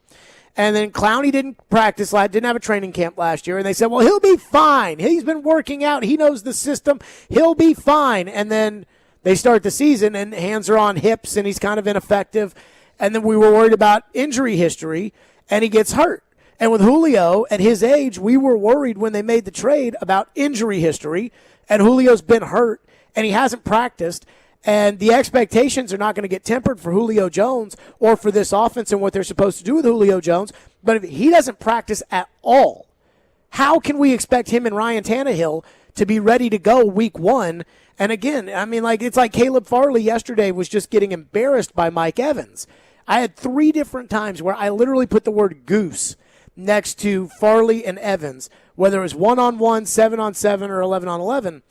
And it's one thing to say, well, Farley's a rookie and he hasn't played much. Well, week 1 is DeAndre Hopkins and week 2 is DK Metcalf and Tyler Lockett. So you better figure it out if you're going to play.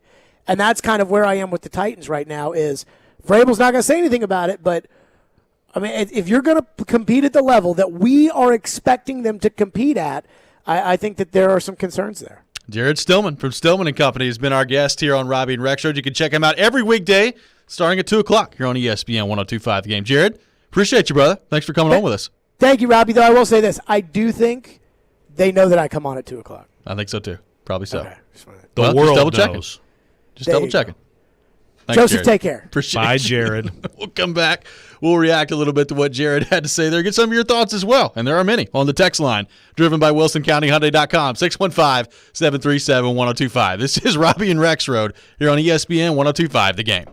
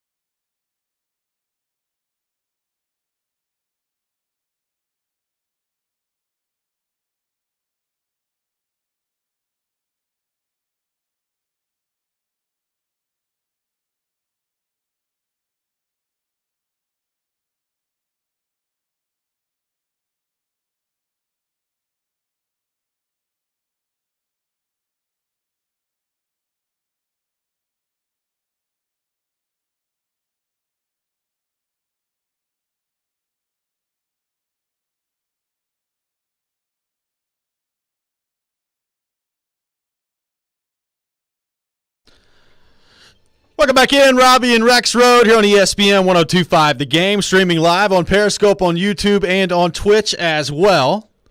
Thanks to Jared Stillman for joining us in the last segment. Nathan from Lawrenceburg on our text line, driven by WilsonCountyHyundai.com. This segment between Rexrode and Stillman should have been pay-per-view content. Yes, Nathan. That's a good point. Well, maybe like if OnlyFans was pivoting to sports discussion. I'll be Rex in effect 69, 69, 69. You and Stillman? Yeah, that'd be great. Just talk sports. That's right. How many people know what OnlyFans is? I don't know. You listen to our show today. It's come up now 3 times. That's right. This is the OnlyFans show. That's right. We had Timothy Busby show a week ago. This is the OnlyFans show. Sean texting in, I'll hand over my yearly salary if you make Jared a mainstay on the show. Rex Toad and that little dude are gold. I don't know if the Rex Toad was intentional in there, but that was awesome.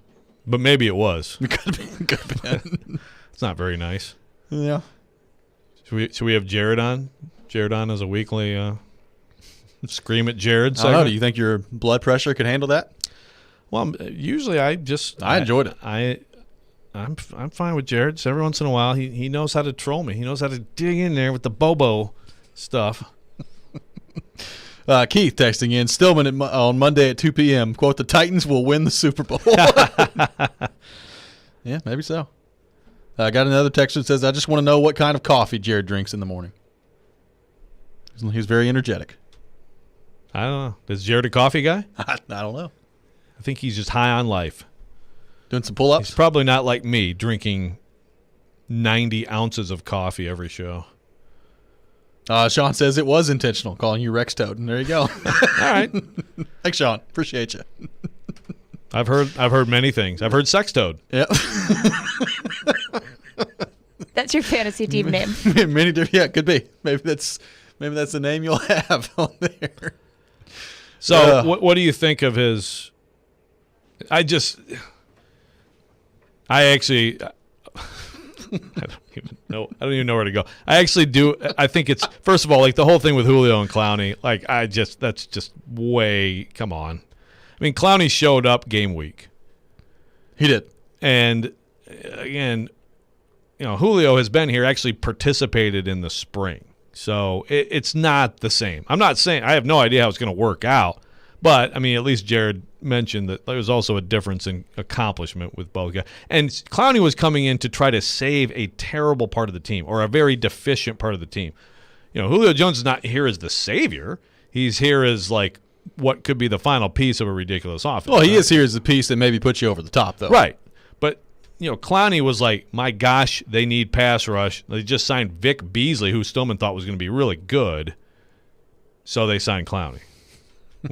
Stillman doesn't mention that part about all the Vic Beasley is. That you've already addressed pass rush, but it's an interesting point, and I agree with him. And he apparently TD on the Vrabel injury, lack of discussion. I actually asked Vrabel about this in an interview in his office his first year. Like, why don't you tell us anything? And it was a big departure from Malarkey.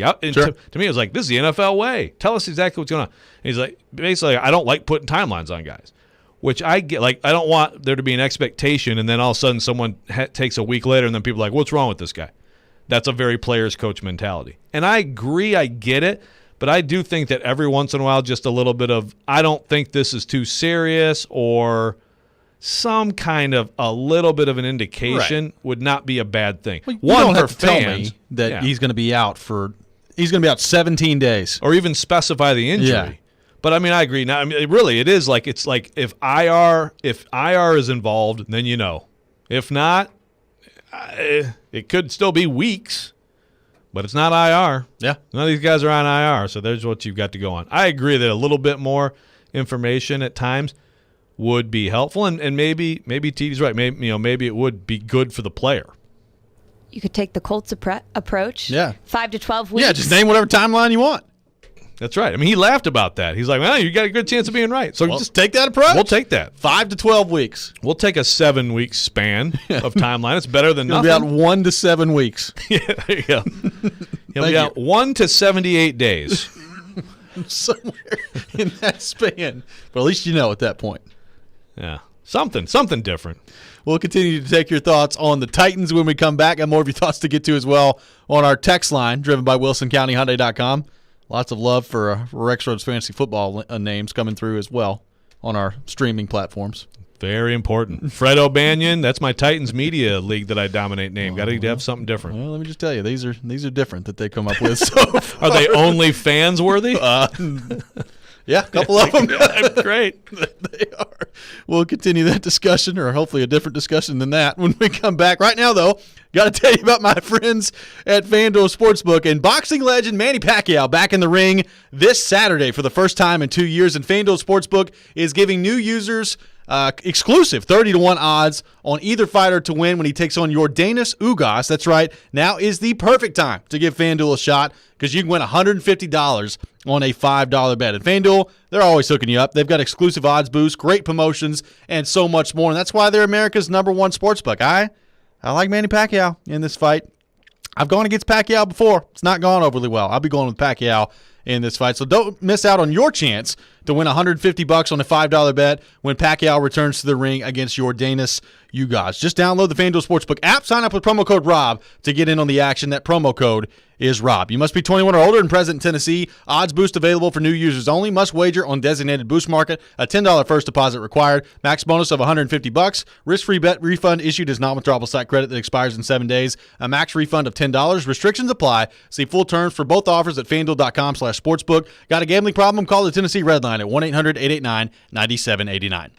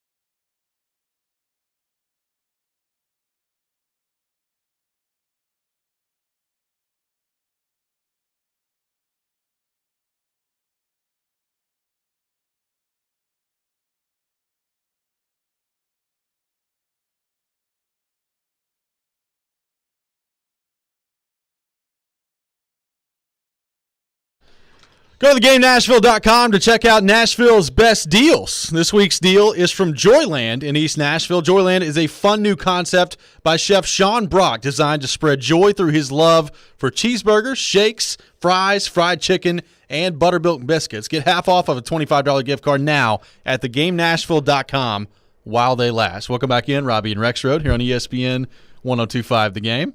All right, can I read Vincent and Dixon? Do whatever you want. Is that on the text line? It's on the text line. WilsonCountyHyundai.com? Driven by WilsonCountyHyundai.com. Yes, we know Jared comes on it too. That's when I turn on SpongeBob, and I don't even have kids. Boom! Oh, zing! Oh, my goodness, Vincent. It could be a Rexrode burner or a Sextoad burner. Could be. There's some really interesting name choices here, some of which won't be read on the air. That is, yes, that is correct. Randy texting in, if the Titans have 10 to 12 days during that 2-week break between the Chicago game and the first regular season game, do you believe they'll get enough work done, timing down, working together, etc., to be ready for their first game?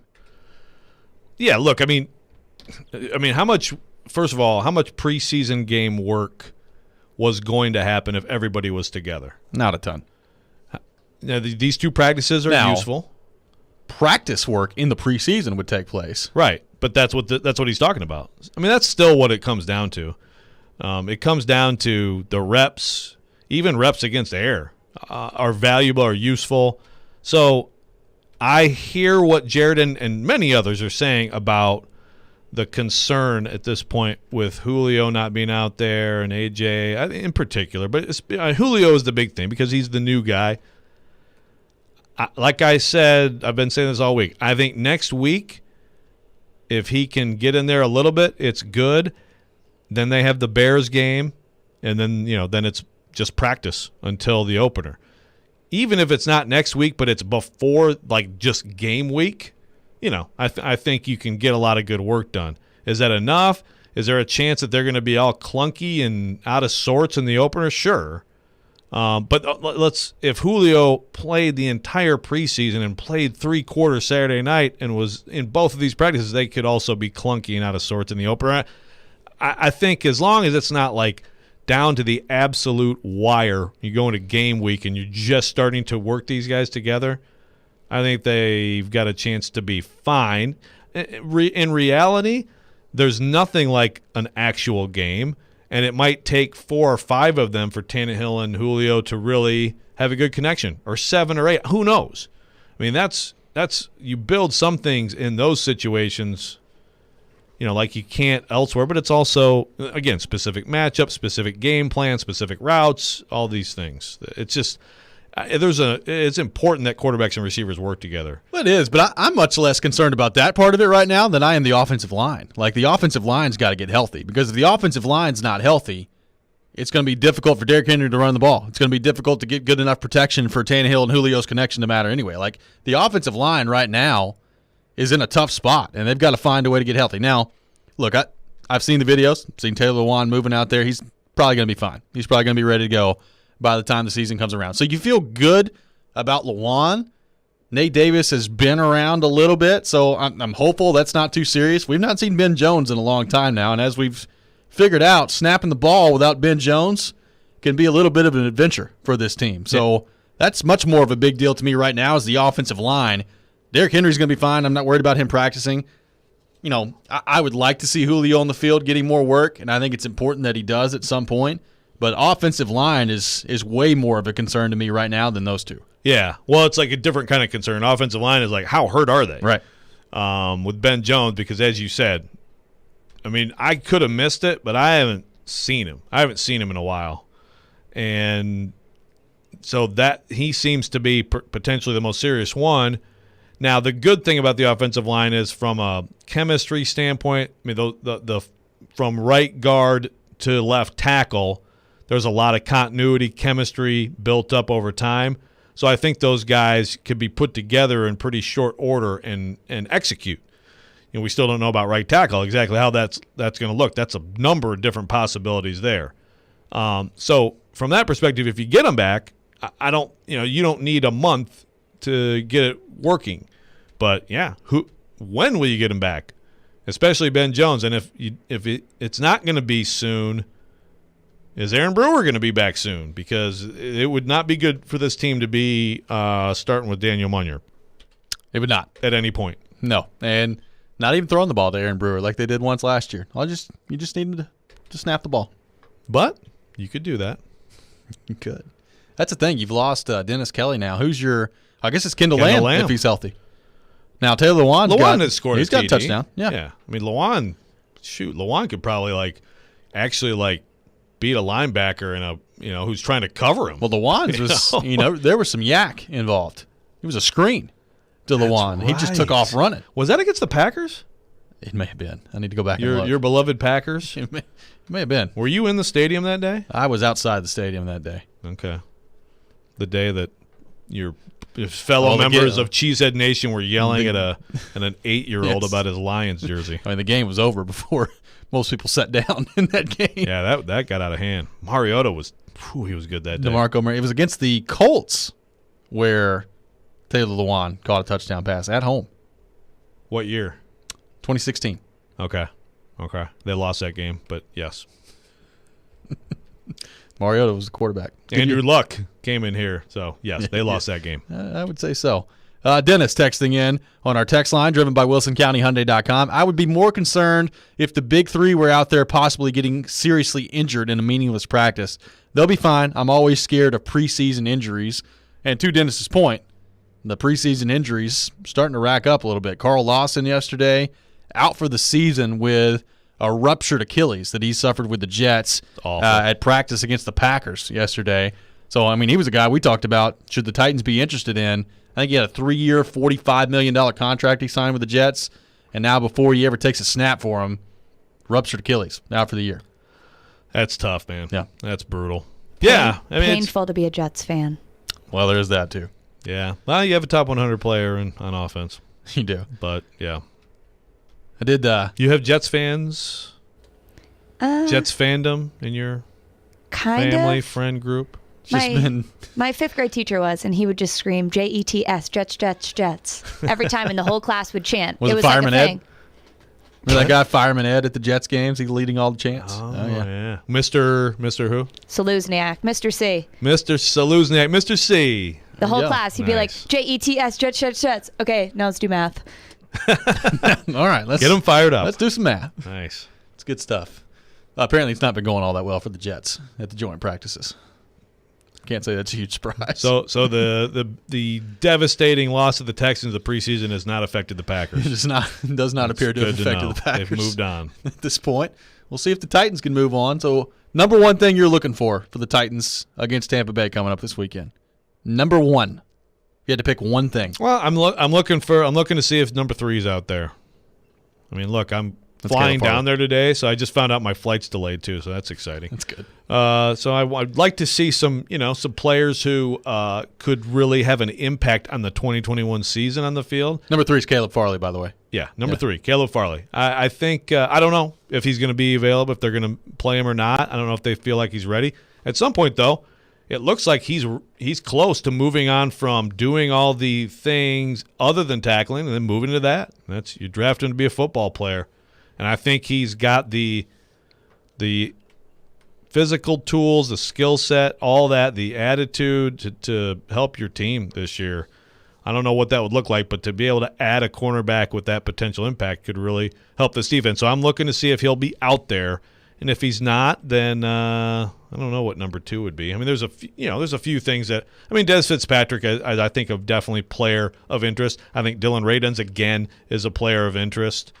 Some of these rookies, see if they can – and as you said earlier, Rashad Weaver, can he stack games like that and kind of just show that he's got a real chance to be the 3rd guy there at outside linebacker? Can anyone emerge at safety? That's what I'm looking at. Obviously, I mean, you feel good about Byard and Hookard. But can anybody emerge after them? Because that has been a problem. I mean, injuries have kind of gone through the safety position. They've made, 5 signings now at the safety position. Can anybody work through that and emerge as a viable option behind those 2? And now that you mention it, I need to familiarize myself with what number all these people are. Yeah, it's hard to keep up idea with as many people that are running in and out there. But as TD said earlier, I mean, Matthias Farley is the latest injury there. Yep. So and Crookshank is he just can't stay healthy. I mean, at some point it's like, man, it's tough. I mean, he's an important guy in special teams. I think he's not a bad player. As he would be a 3rd safety candidate, but man, if you are be on the field. Yeah. So you got, but that's an interesting point. Will 24 get out there and get a look at safety. That's Elijah Molden, the rookie. I mean, I think that's a lot to put on a rookie's plate when you're trying to work him in the slot and get him ready. But maybe. Bradley McDougall's 30. Clayton Geathers is 25. Jamal Carter's 32. So there you go. There you go. The new now you're ready to safeties. go for tomorrow at the safety position, and we'll see whether or not Logan Woodside can continue to hold off Matt Barkley at the backup quarterback position as well. So still going to be some intrigue tomorrow in the Titans and the Buccaneers down in Tampa Bay, where Joe Rexrode will be. When we come back, we'll continue to take your thoughts on our text line, driven by WilsonCountyHyundai.com, 615-737-1025. Also some news yesterday in the NHL that may potentially affect the location of one franchise now in the Central Division. We'll get to that coming up next. This is Robby and Rexrode here on ESPN 102.5 The Game.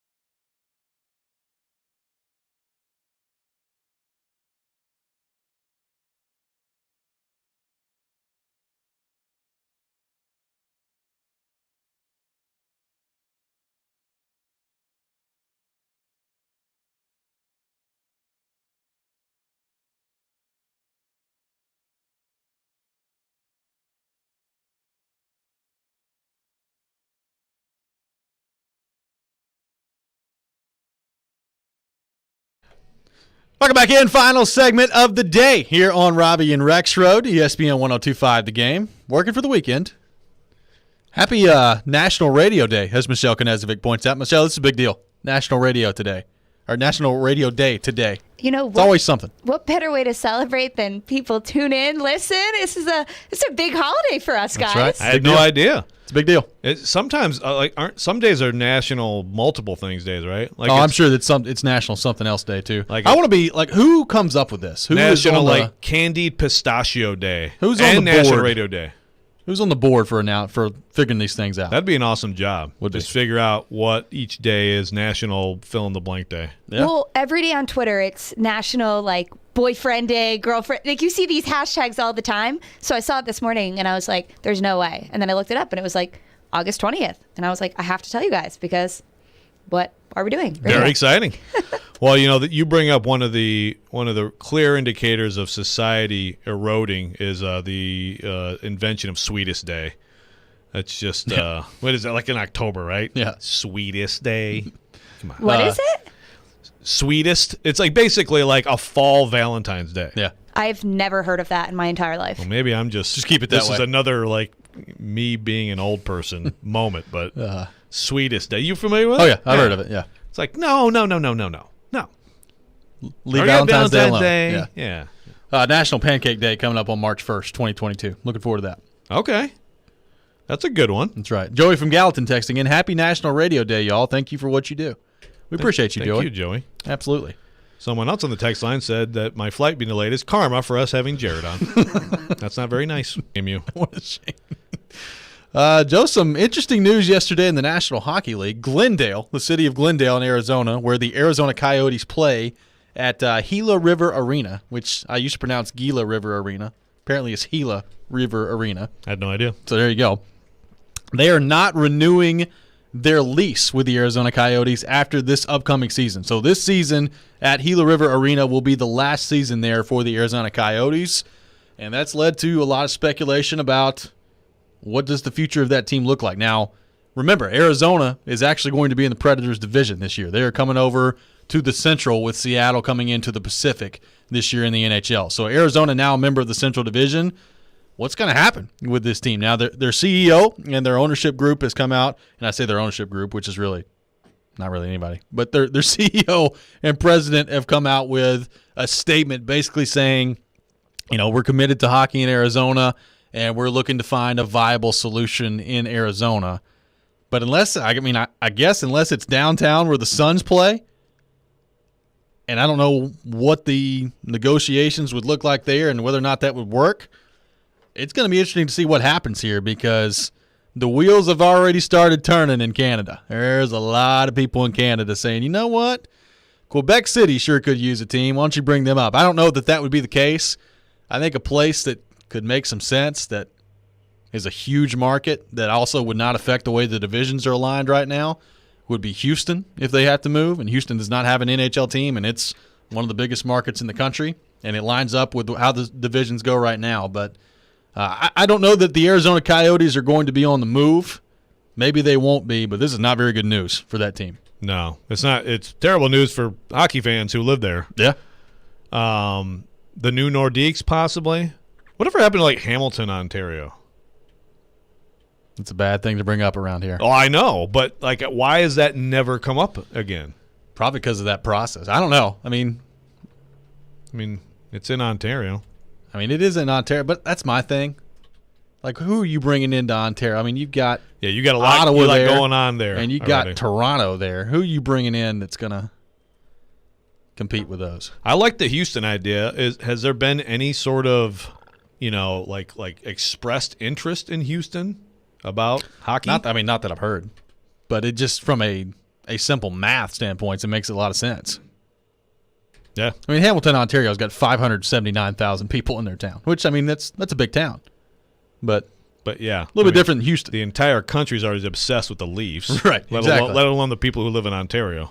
Yeah. Christopher on Periscope says, but does Houston want a hockey team? Right, that's my question. I don't know. But to your point, but you can't tell me there's not enough people in Houston where that it could work. It could work. It has worked in Dallas. Yeah. Maybe Indianapolis. Maybe. No? I don't know. Play with the Pacers. It's really weird in the Midwest. Like, having lived there a lot of my life, for whatever reason, the state of Indiana, they're surrounded. You got Michigan loves hockey, Illinois loves hockey, Ohio, but like Indiana tries to pretend it doesn't exist. That's it's Kentucky like hoops too. all the way. Well, I mean, they don't have any professional. Oh, yeah, that's right. sports You're teams. Midwestern state of Kentucky. Because in whatever in New York, obviously hockey's huge, and then I went to Kentucky. It's like a foreign concept, but then hockey's big here. Yeah. But we have the Preds, so obviously. Which has been like a driving force for sure. Yeah. But yeah, I don't know. Indy. I mean, they've got NBA. I mean, it's somewhat comparable to us market wise. I don't know if it'd work there. I don't know if it would either. I like Houston. I mean, Texas is big enough for everything to happen in Texas. Well, again, I'm not saying that all is lost with the Arizona it's not Coyotes. over. Yeah, we're already we're already moving them off. But I mean, look, that's what people were talking about yesterday. Is if it can't work out in Arizona, where are you going to go? Now, this would fortunately, if you're the Predators, if this happens, there's no expansion draft that comes along with this, so you don't have to worry about that part of it. It's just moving a team. That's all it is. No expansion draft. Or is that unfortunately? Well, like, please bring us another expansion draft. We got some salaries we want to try again to unload. Well, Donovan from not gonna Wisconsin texting in. Wisconsin wants a team. They do. Think Milwaukee? I don't know. Yeah, I mean, I think Wisconsin makes sense for having a team. Why not? You got the Wild there. You got the Blackhawks there. I mean, look, I'd love to see it. I don't know if that's on the NHL's radar. I mean, in that part of the country, each state to me would be. I feel like Wisconsin would embrace an NHL team. Yeah, and they like they like their Admirals. They do. Big Admirals fans up there in Milwaukee. That's right. We'll see what happens on that front with the Arizona Coyotes. That does it for us here today. I will be on vacation next week, so drive Rexrode. Hope you have fun next week. How many days at Disney are you about to spend? 5. 5 in a row. Yep. All right. So one of them's got Universal in there, but yeah. Oh, yeah, there you go. Put some pics on Twitter for us. I will do that. Bring back some Mickey ears. I will do that as well. We'll be back on Monday. Joe will be back on Monday. Darren Donica Chase is coming up next. This is ESPN 102.5 The Game.